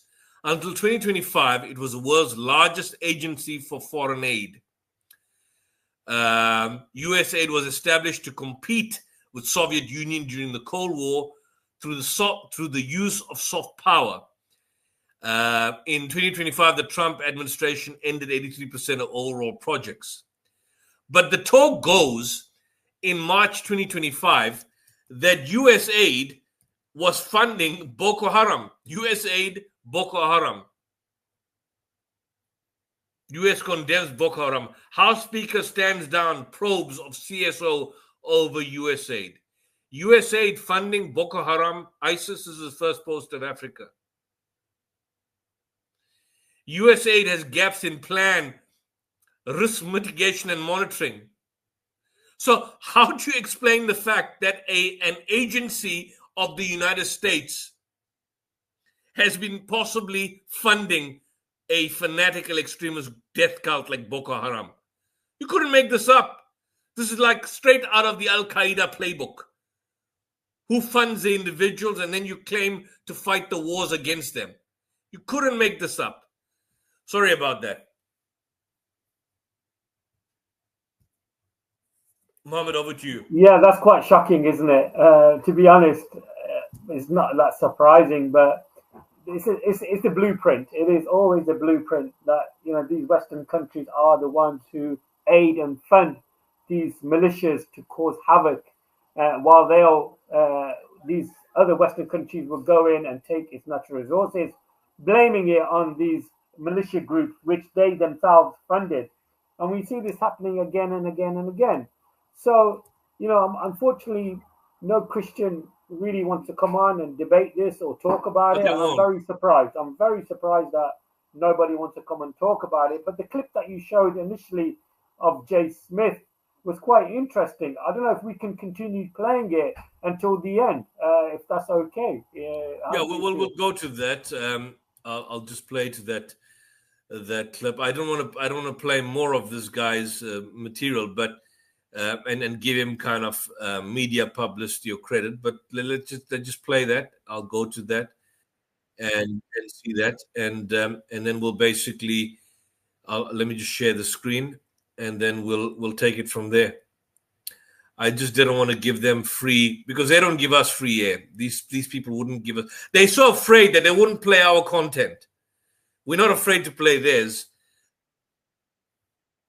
About again, I know of a community in Nigeria that is being attacked almost every week, but you don't get that in the news again. I mean, maybe once in a while you say somebody say, hey. So how come you don't get that in the news, but you also don't get that on social media? Because I know for a fact that here in South Africa, we have horrific killings. They don't make the news, but they make it on social media. They make it on our local papers daily.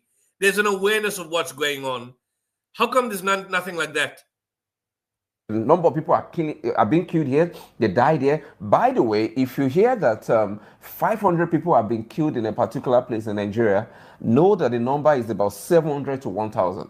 Because the government do not actually want these numbers, these real numbers, to be reported. Of course, nobody wants to hear about these numbers, and you want to come to invest in our nation. So there are some of these places that have been attacked, and these things have not been mentioned. They have not been talked about. Why? Because it's no longer good news. It's no longer palatable. And that's the reason why a lot of people are contending about this. A lot of people are. In fact, one of the persons that I was able to see, engage, I heard, according to the story that was being told, her dad was actually burnt, set ablaze in the church. So the man was actually burnt right there in the church. How many of these stories do you see out there? How many of these stories do you hear out there? So these things are actually happening.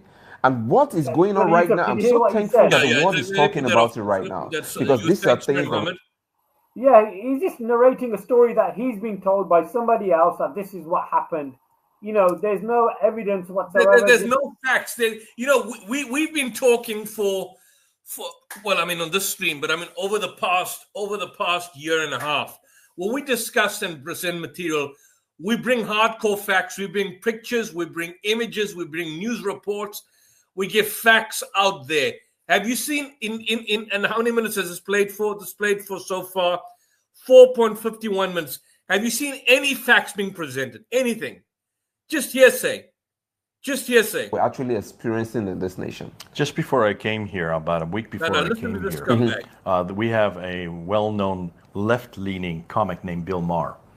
Maybe you know of him. Oh, yeah. And he usually is very strongly pro-democratic and has always been a Democrat all his life and hates Trump and doesn't say much good about the conservatives. But he has a big following, a huge following. He's a secular. He's not a Christian or anything like that. And just the week before I came, he was on his show, and he brought this up. What he fails to state about Bill Maher, that Bill Maher is a hardcore Zionist. He's always been a Zionist. So why did Jay fail to mention that? Bill Maher is a hardcore supporter of the state of Israel. He's always been that for more than a decade. And he was talking to the person that was opposite him. Yeah. He said, and representing the leftist media, the left-leaning media, he admitted it. CBS, ABC, NBC, CNN, all of these television channels don't ever report this. The only ones that are reporting this are Fox News and U.S. News. So that's Jay's favorite channel now, Fox News. There is also Newsmax that reports it. Okay. These are right-leaning conservative news agencies. They're reporting it, but nothing on the left. And so he turned and he says, "What is wrong? You on the left, you are the major news gatherers. You're the ones that should be talking about this. All you talk about is Gaza, and the genocide that's going on in Gaza, when there's a much bigger genocide that's been going on much longer. Yeah. And this has been going on." Did you hear what he said? There's a much bigger genocide that's been going on in Nigeria. Did you catch that, Mohammed? Did you just catch that? on for tens of years, and it's by far the largest in the world, and not one word. He said the largest in the world. They're sitting in a hotel in Nigeria, these two scoundrels, sitting in a 5-star hotel in Nigeria and saying the largest genocide in the world is happening in Nigeria. Can you believe what clowns we're dealing with here? He said, this is not right. You cannot, this just the enormity of what we're talking about. Yeah. And you're completely missing the news. The news must be all over the world. Why is it they are not talking about Nigeria, he asked. Yeah. And of course, I was on my way there and I sent this to all my followers and I said, do you realize, were all of you aware that this is happening in Nigeria? And most of them says, no, we've never been told. That's it. But you have to live with it. Yeah, we know about this. You know about it, and you're praying against it. That's you're right. going and you visited it 3 weeks ago before we, and you saw actually the burnt out churches, and you heard the stories. And for you, just talk to the camera and tell the people who are watching, listening, because they're going to be on my show, and most of them would not be aware of this. What do you want to say to them? Okay, so what I want to say is that there's been a sort of misconception that what is going on in Nigeria is just about a community clash. That is what most people hear. They hear that, oh, this are community clashing. They are killing themselves over land and all of that. No, it's beyond that. Because when these people come over to kill, they're actually shouting and they're chanting Allah Akbar, okay? So not just killing people because they want to kill people, no. Most of the time, you see them reciting the Arabic, you see them chanting Allah Akbar while they're doing what they're doing. So what I want to say is that this is actually beyond... You see what he does now? He immediately wants to put a religious spin to it. And the aim, as you will clearly see shortly, is because to try and say that what is happening in Nigeria is inspired and influenced by Islam and the Quran and the Prophet Muhammad. This is the aim of the polemicists. Lies. So far, we haven't been presented any facts whatsoever. No sources, no material, nothing to back them up. Just this character here, this bloke who's I actually thought you might have some pictures or some images. Nothing.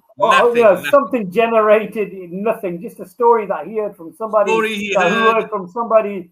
Of course. Total hearsay. Land grabbing. Okay. A lot of community has been sacked by these people. A lot of community has been run over by these people. And what they want to do is that they want to keep on encroaching and take over these communities. That is exactly what they want to do.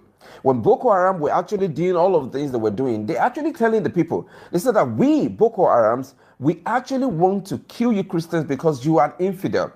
And they extended that to Muslims because there are some certain persons that will say that, hey, Boko Harams are not just killing Christians alone, they are killing Muslims as well. The Boko Haram actually means... The term infidel, where does it actually come from? From the Crusaders? It came from the Crusaders. A Crusader term. Yeah. We don't have an equivalent, although it's been translated in the Quran, the word kufr or kafir, but it's not the same. It's not an equivalent. It's not an equivalent at all. Not an equivalent. It's clear. They mention the reason why they're killing Muslims because they believe that some certain Muslims are going against them, and those Muslims, according to them, are not real Muslims because they believe anybody that does not go according to the Quran and the Sunnah of the Prophet is already out of Islam, even if you claim to be a Muslim. So these are moderate Muslims. Yeah, the moderate Muslims actually do not like what the Boko Haram are doing. Yeah. And there are many moderate Muslims who are very upset with Boko Haram. Exactly. There are a lot of peace-loving Muslims. So they are also being macheted and they're also being killed. Exactly. The reason is because... So you see what happens now? He's forced to concede because the evidence shows that the vast majority of the people who are being killed are Muslims. They are forced to concede that Muslims are being killed, but these Muslims are not actually followers of Islam. They're moderates. They don't actually follow the Quran or the prophetic tradition or the Sunnah. This is a kind of typical Christian Zionist propaganda spin that you see. Boko Haram are seeing them as non-Muslims now. No. Why? Because they are going against, according to them, the Quran and the Sunnah of the Prophet. The trusty thing is that so these Muslims are being killed because they're going against the Quran and the Sunnah of the Prophet. Therefore, they're being killed. They're not the real Muslims. The Boko Haram, when they make up their video, okay, in the interview, in the podcast, they usually cite the verses of the Quran, and they will also cite the Sunnah of the Prophet, the hadith of the Prophet. So what they are... So the Yadith, he cites the Yadith. The Yadith and whatever the Yadith is and the Sunnah. I mean, you can't make this up. So now what's happening after 9 minutes, have we seen any evidence, any proof? Nothing. But after 9 minutes of the spin that has been presented, him and his father here, Jay Smith, are now saying that, look, these are authentic Muslims. They are citing the Quran and the Hadith, whatever that is, and basically trying to state that, look, these are authentic Muslims, just fulfilling the mandate and the teachings of Islam to be good Muslims. And by being good Muslims, you are violent and you kill other Muslims. Saying is that we are backing for what we're doing. So if you are going against what we are doing, you're going against Allah and the Sunnah of the Prophet. Okay. Therefore, you're already out of Islam. We have the right to kill you. Heretics, then. Exactly. So yeah. These are heresy wars, you might say. Yeah. And so both Muslims and so the Western press says, see, Muslims are being killed too. That's it. But they're not being killed by Christians. No. They're being killed by other Muslims. Yeah. They're being killed by Salafists. They're being killed by Boko Haram. Boko Haram, for those who don't know, means books, haram. Books are bad. So it's against education. Yeah. And it was created to go against Western education. That's right. British education. And so now it has been taken over by ISIS. And so ISIS now controls it. Yeah. So it's become a lot more standard Orthodox Islam based on Wahhabism, the whole Wahhabi idea. Yeah, and they have a very powerful network. They have a huge powerful network. Yeah. Okay. So what do you make of what he said so far now? You heard the latter part, Mohammed. Are you there? What can I say? This is just propaganda. Typical kind of Jay Smith, of course. He's trying to put words into his son's mouth, so he kind of agrees with it. The moderate Muslims, the heretical war. The moderate Muslim, according to Jay and according to so Jay agrees with Boko Haram, because Boko Haram says that these Muslims are actually being killed because they're heretics, and Jay agrees with that contention. Yes, they are heretics. They're not Orthodox, real Muslims, so therefore they are being killed because of that. So can you see? He's actually endorsing the extremist position. So because Jay is himself in a twisted way, what people are not seeing, in a kind of a twisted, ironical, cynical form of way, Jay is actually siding with the extremists. If Boko Haram are killing people on the basis of the Muslims being heretics, well, Jay is agreeing with that contention. He says, yes, these Muslims are being killed, but according to Jay and according to Boko Haram, these Muslims are not following the orthodox, authentic Sunnah and of the Prophet and the Quran itself. So he obviously won't agree with the killing, but he agrees with the idea that they're not actual Muslims, so they're heretics. So he downplays the killing of Muslims on the basis that these are actual moderate Muslims that are not true believing Muslims. Can you see how dirty and how slimy and how sleazy and how such a scumbag Jay is? I questioned him in 2012 at the church in Somerset. I did another debate with him in 2006, years back. That was a radio debate.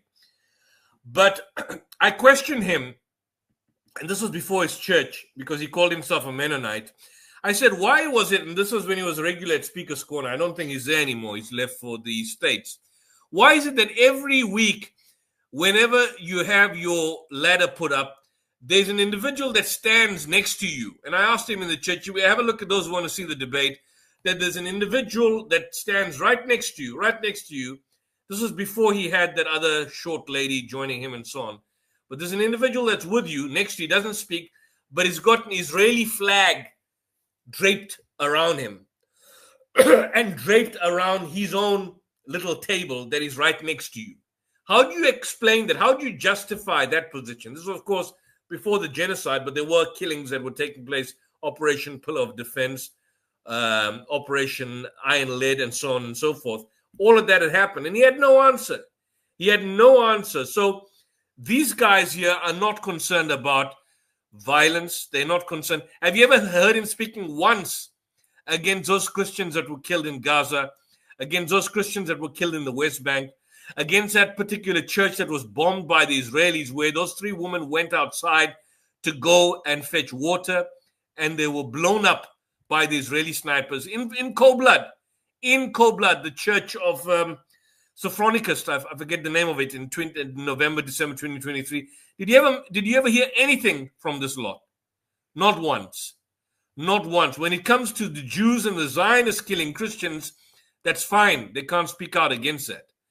When you have some fragmentary, rudimentary, say, when there's killings both ways, and you've got a death cult that's operating in Nigeria, which is majority people that are being killed are Muslim, suddenly, and there are, of course, some Christians that are being killed, and there's other aspects surrounding that, suddenly this becomes a Christian genocide.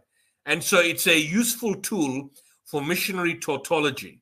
It's how missionaries want to try and present their own propagandist version of how Islam is violent and cruel and committing genocide, and therefore, by extension, you shouldn't therefore support the Palestinians, because this is the result. If Muslims are killing Christians in Nigeria, why should you support them in Gaza? This is what they are. This is what they do. This is the whole point. So this is what we basically have in relation to this. I want to end on that point with an excellent interview that was done on Nigeria on Democracy Now, which was, I think it was 2 days ago. Wole Soyinka, a phenomenal Nobel laureate, Nobel Peace laureate, that basically spoke on the same issue. And I want people to have a look at this particular show. Wole Soyinka was a phenomenal African thinker, and he's a legendary author.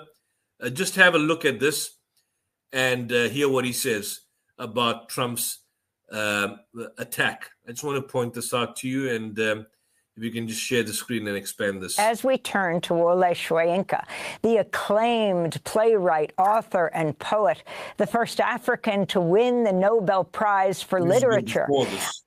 Christianity in Nigeria, on this through various administrations. Secondarily, it fits this sort of area in America for a very long time. Than Christians. It's not that there isn't violence, but the persecuted, that's a thing. So is the apparatus. Yes, in Lagos, Nigeria, we'll speak with Wole Soyinka, the acclaimed Nigerian playwright, author, and poet, the first African to win the Nobel Prize for Literature. It happened in 1986. The Trump administration recently revoked his visa to come to the United States. The decision came after Soyinka referred to President Trump as the white version of the ruthless Ugandan military dictator Idi Amin.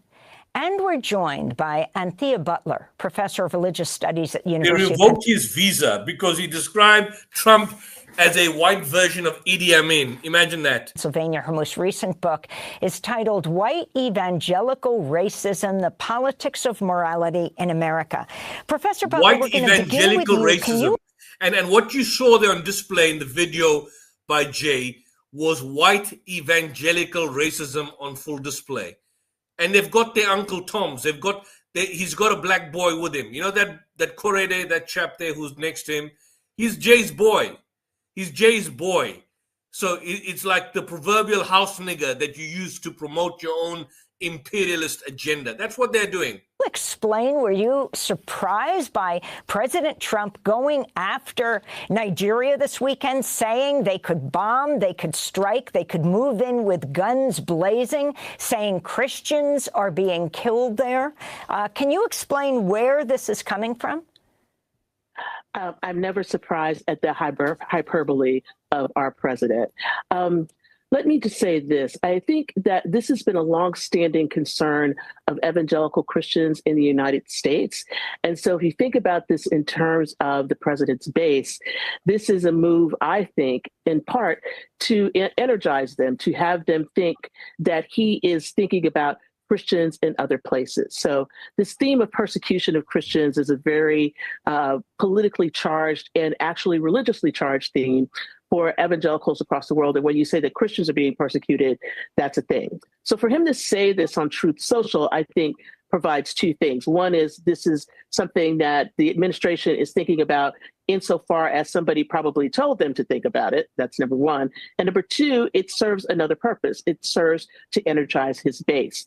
And so while this issue of religious violence has been prevalent in Nigeria for lots of different reasons, I would submit to you that it's not simply just about violence against Christians, but it's religiously inflected violence because of different factions that are on the ground and groups. And this is not just about Christians, but it's also involving Muslims. It's involving other groups that are there. It's a complicated situation.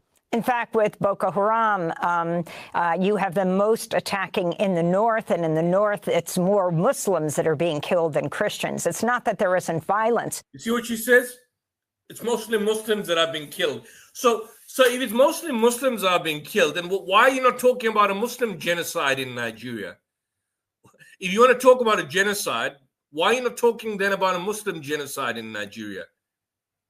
But the Nigerians are questioning whether this is religiously based. So the question is this coming from the United States? Trump said he asked Congressmember Riley Moore of West Virginia and Congressmember Tom Cole of Oklahoma and House Appropriations Committee for a report on the matter.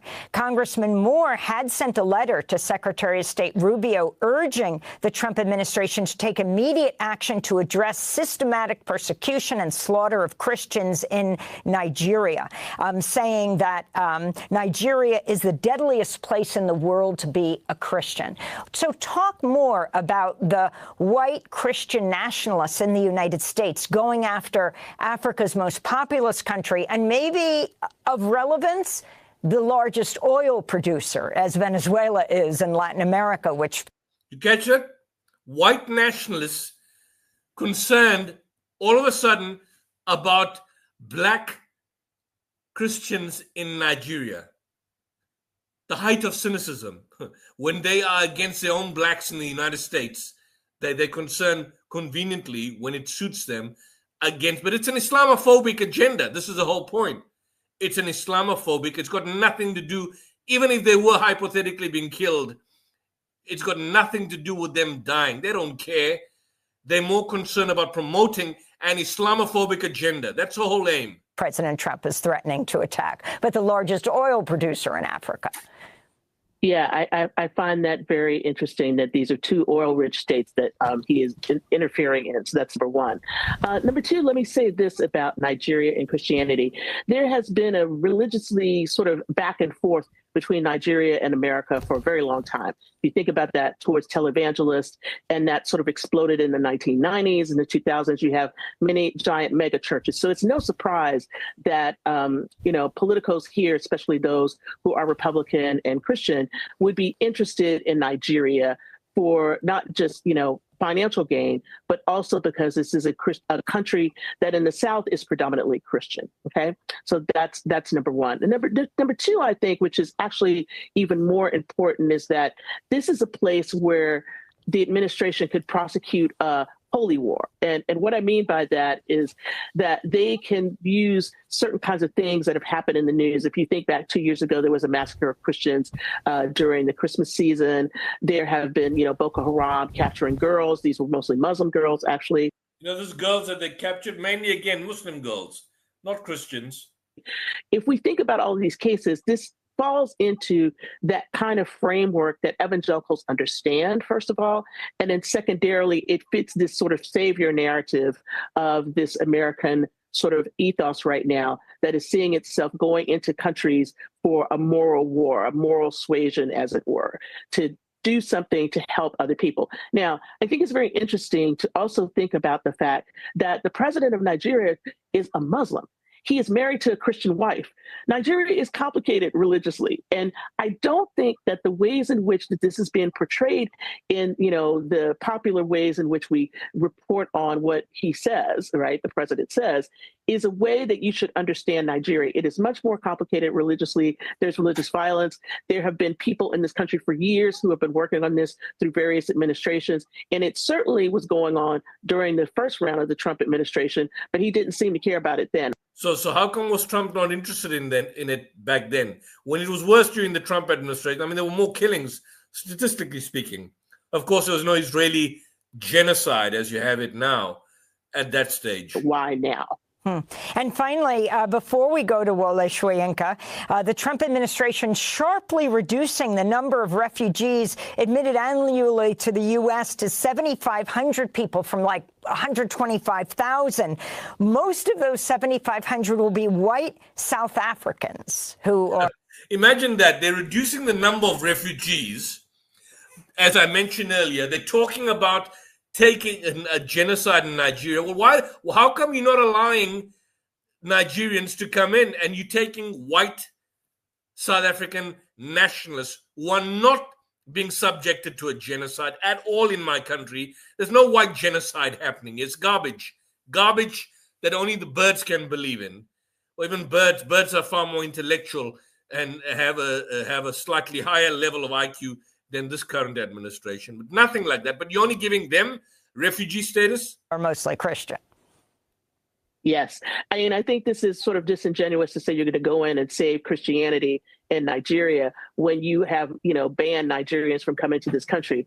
It's very crucial in a way, because I think about this in terms of places like Houston, Texas, where Nigerians make up a huge part of the population there, and they are very active in engineering, finance, in medical issues, medical doctors, things like that.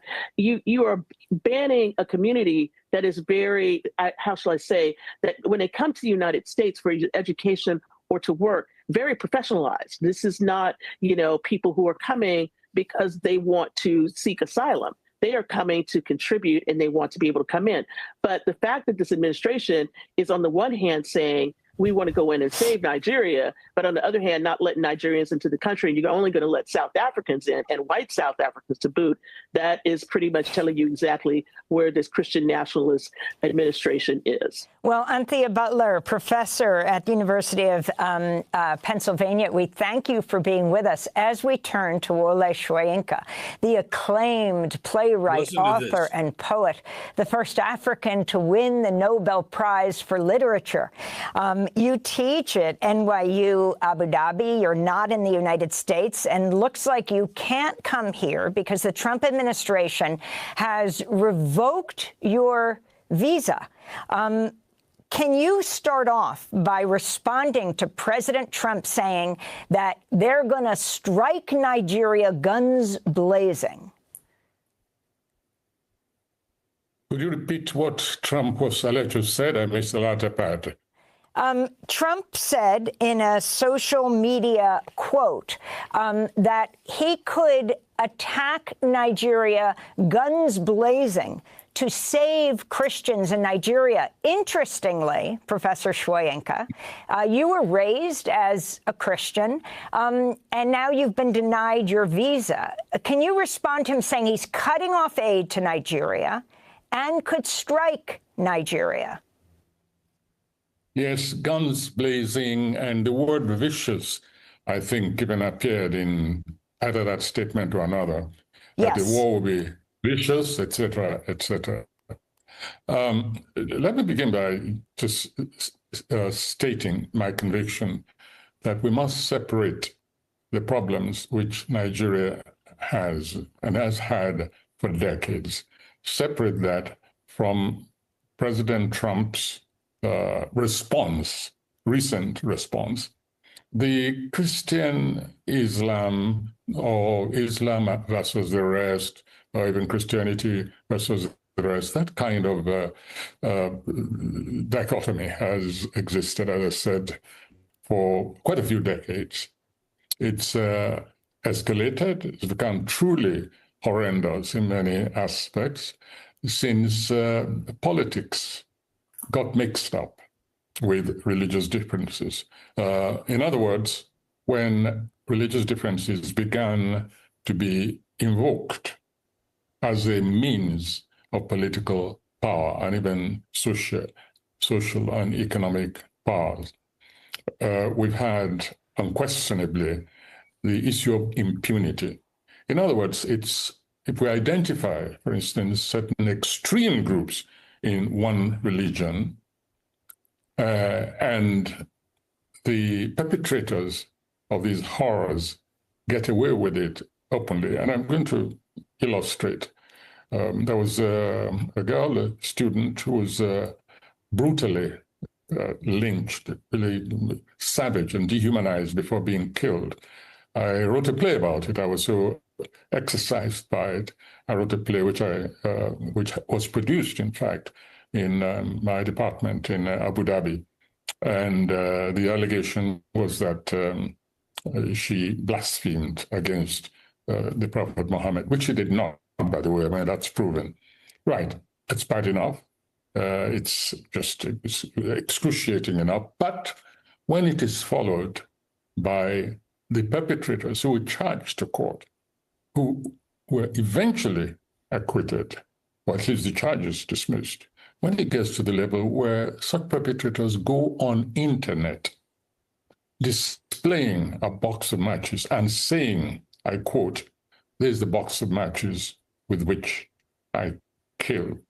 I was the one who set fire to her," and nothing happens to them, and they walk free. Now, it is those kinds of incidents which escalates in popular perception that there is a brutal war going on between Christians and Muslims.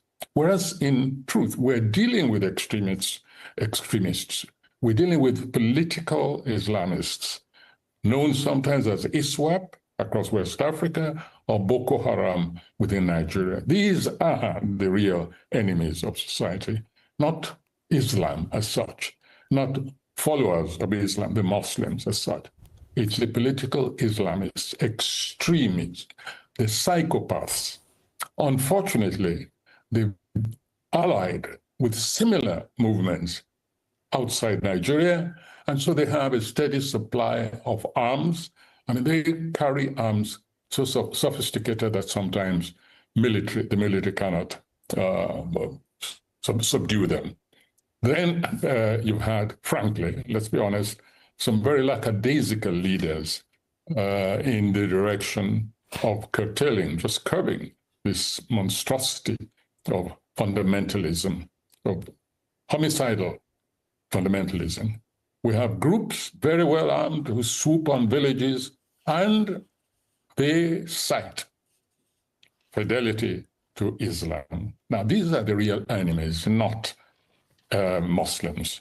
And so when we have sweeping statements like that of Trump, he's not making things easy for there to be a resolution, because it's expanding the zones, the regions of hostility, expanding them to an extent that it becomes almost Well, we only have a minute, and I did want to repeat, since it's so important, his quote, "If we attack, it will be fast, vicious, and sweet," is what he said. But I wanted to ask you in this last 30 seconds why your visa was revoked to the United States.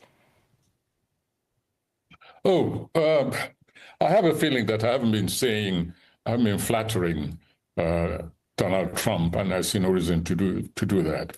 And there have been occasions when I've had to speak up quite bluntly. You compared him to Idi Amin of Uganda? Oh, yes. I think Trump should be flattered by the fact that I compared him to Idi Amin. I mean, Trump has said he likes war. I mean, I'm quoting him. Idi Amin was a man of war and brutality. Idi Amin considered himself a liberator. He called himself the last king of Scotland. He was going to liberate Scotland from the British. We have to wrap, but I'm going to ask you to stay with us because we're going to do part 2 of this discussion at democracynow.org. People can check it out. So that's basically part of Wole Soyinka's speech, and of course Anthea Butland. So the argument is that this extremist groups or death cults that may exist there are involved in fratricidal killing or sanguinary forms of attacks against a whole host of people, and a large majority of them happen to be Muslims, but there's no evidence whatsoever of Muslims or state-sponsored genocide against Christians. Nothing whatsoever. Nothing. And I think this is a distinction that that people should basically have. I mean, look at this. As it stands now, the US has cut validity for applicants from 4 African countries. They are Cameroon, Ethiopia, Ghana, and what's the 4th country? Anyone guess what's the 4th country? Nigeria. Nigeria. I'll share this with you last.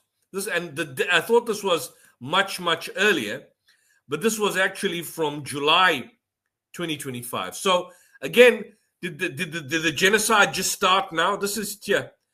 Just show this moment. US cuts visa applicants from 4 African countries, 11 July 20, meaning you banned. You can't enter. Don't even bother. Well, I don't think Nigeria is making for next year's World Cup in any event, but you cannot enter. The United States announced sweeping changes non-implemented for Cameroon, Ethiopia, Ghana, and Nigeria.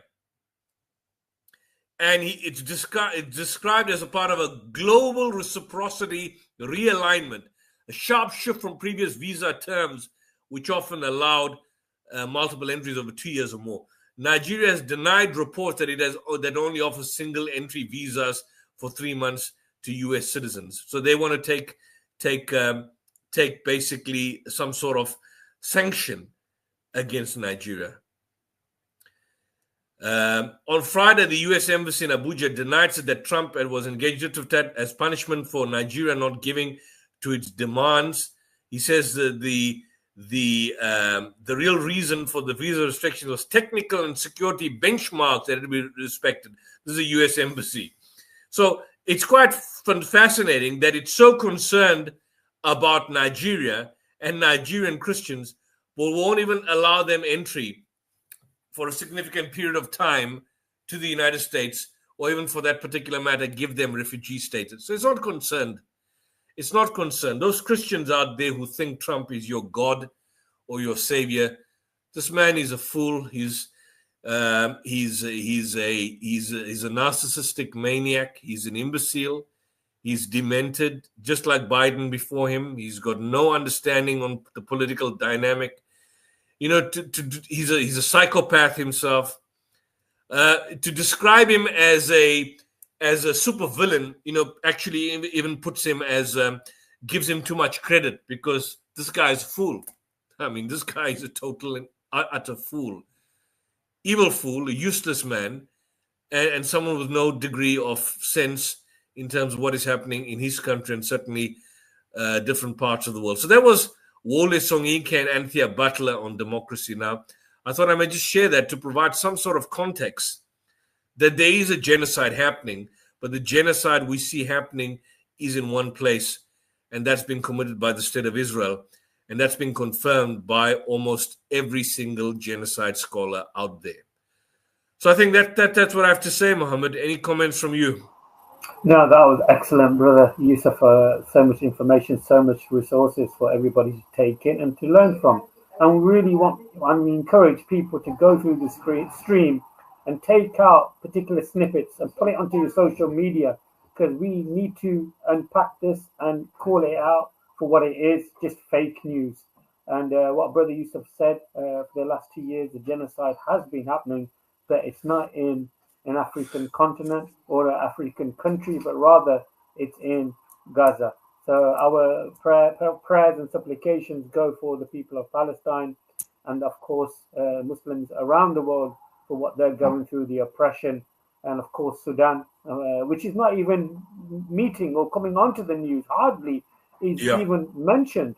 It's very fascinating. I love the way you unpacked the narrative, because it's about resources. It's about natural resources which Western governments are trying to, take from these countries by any means necessary.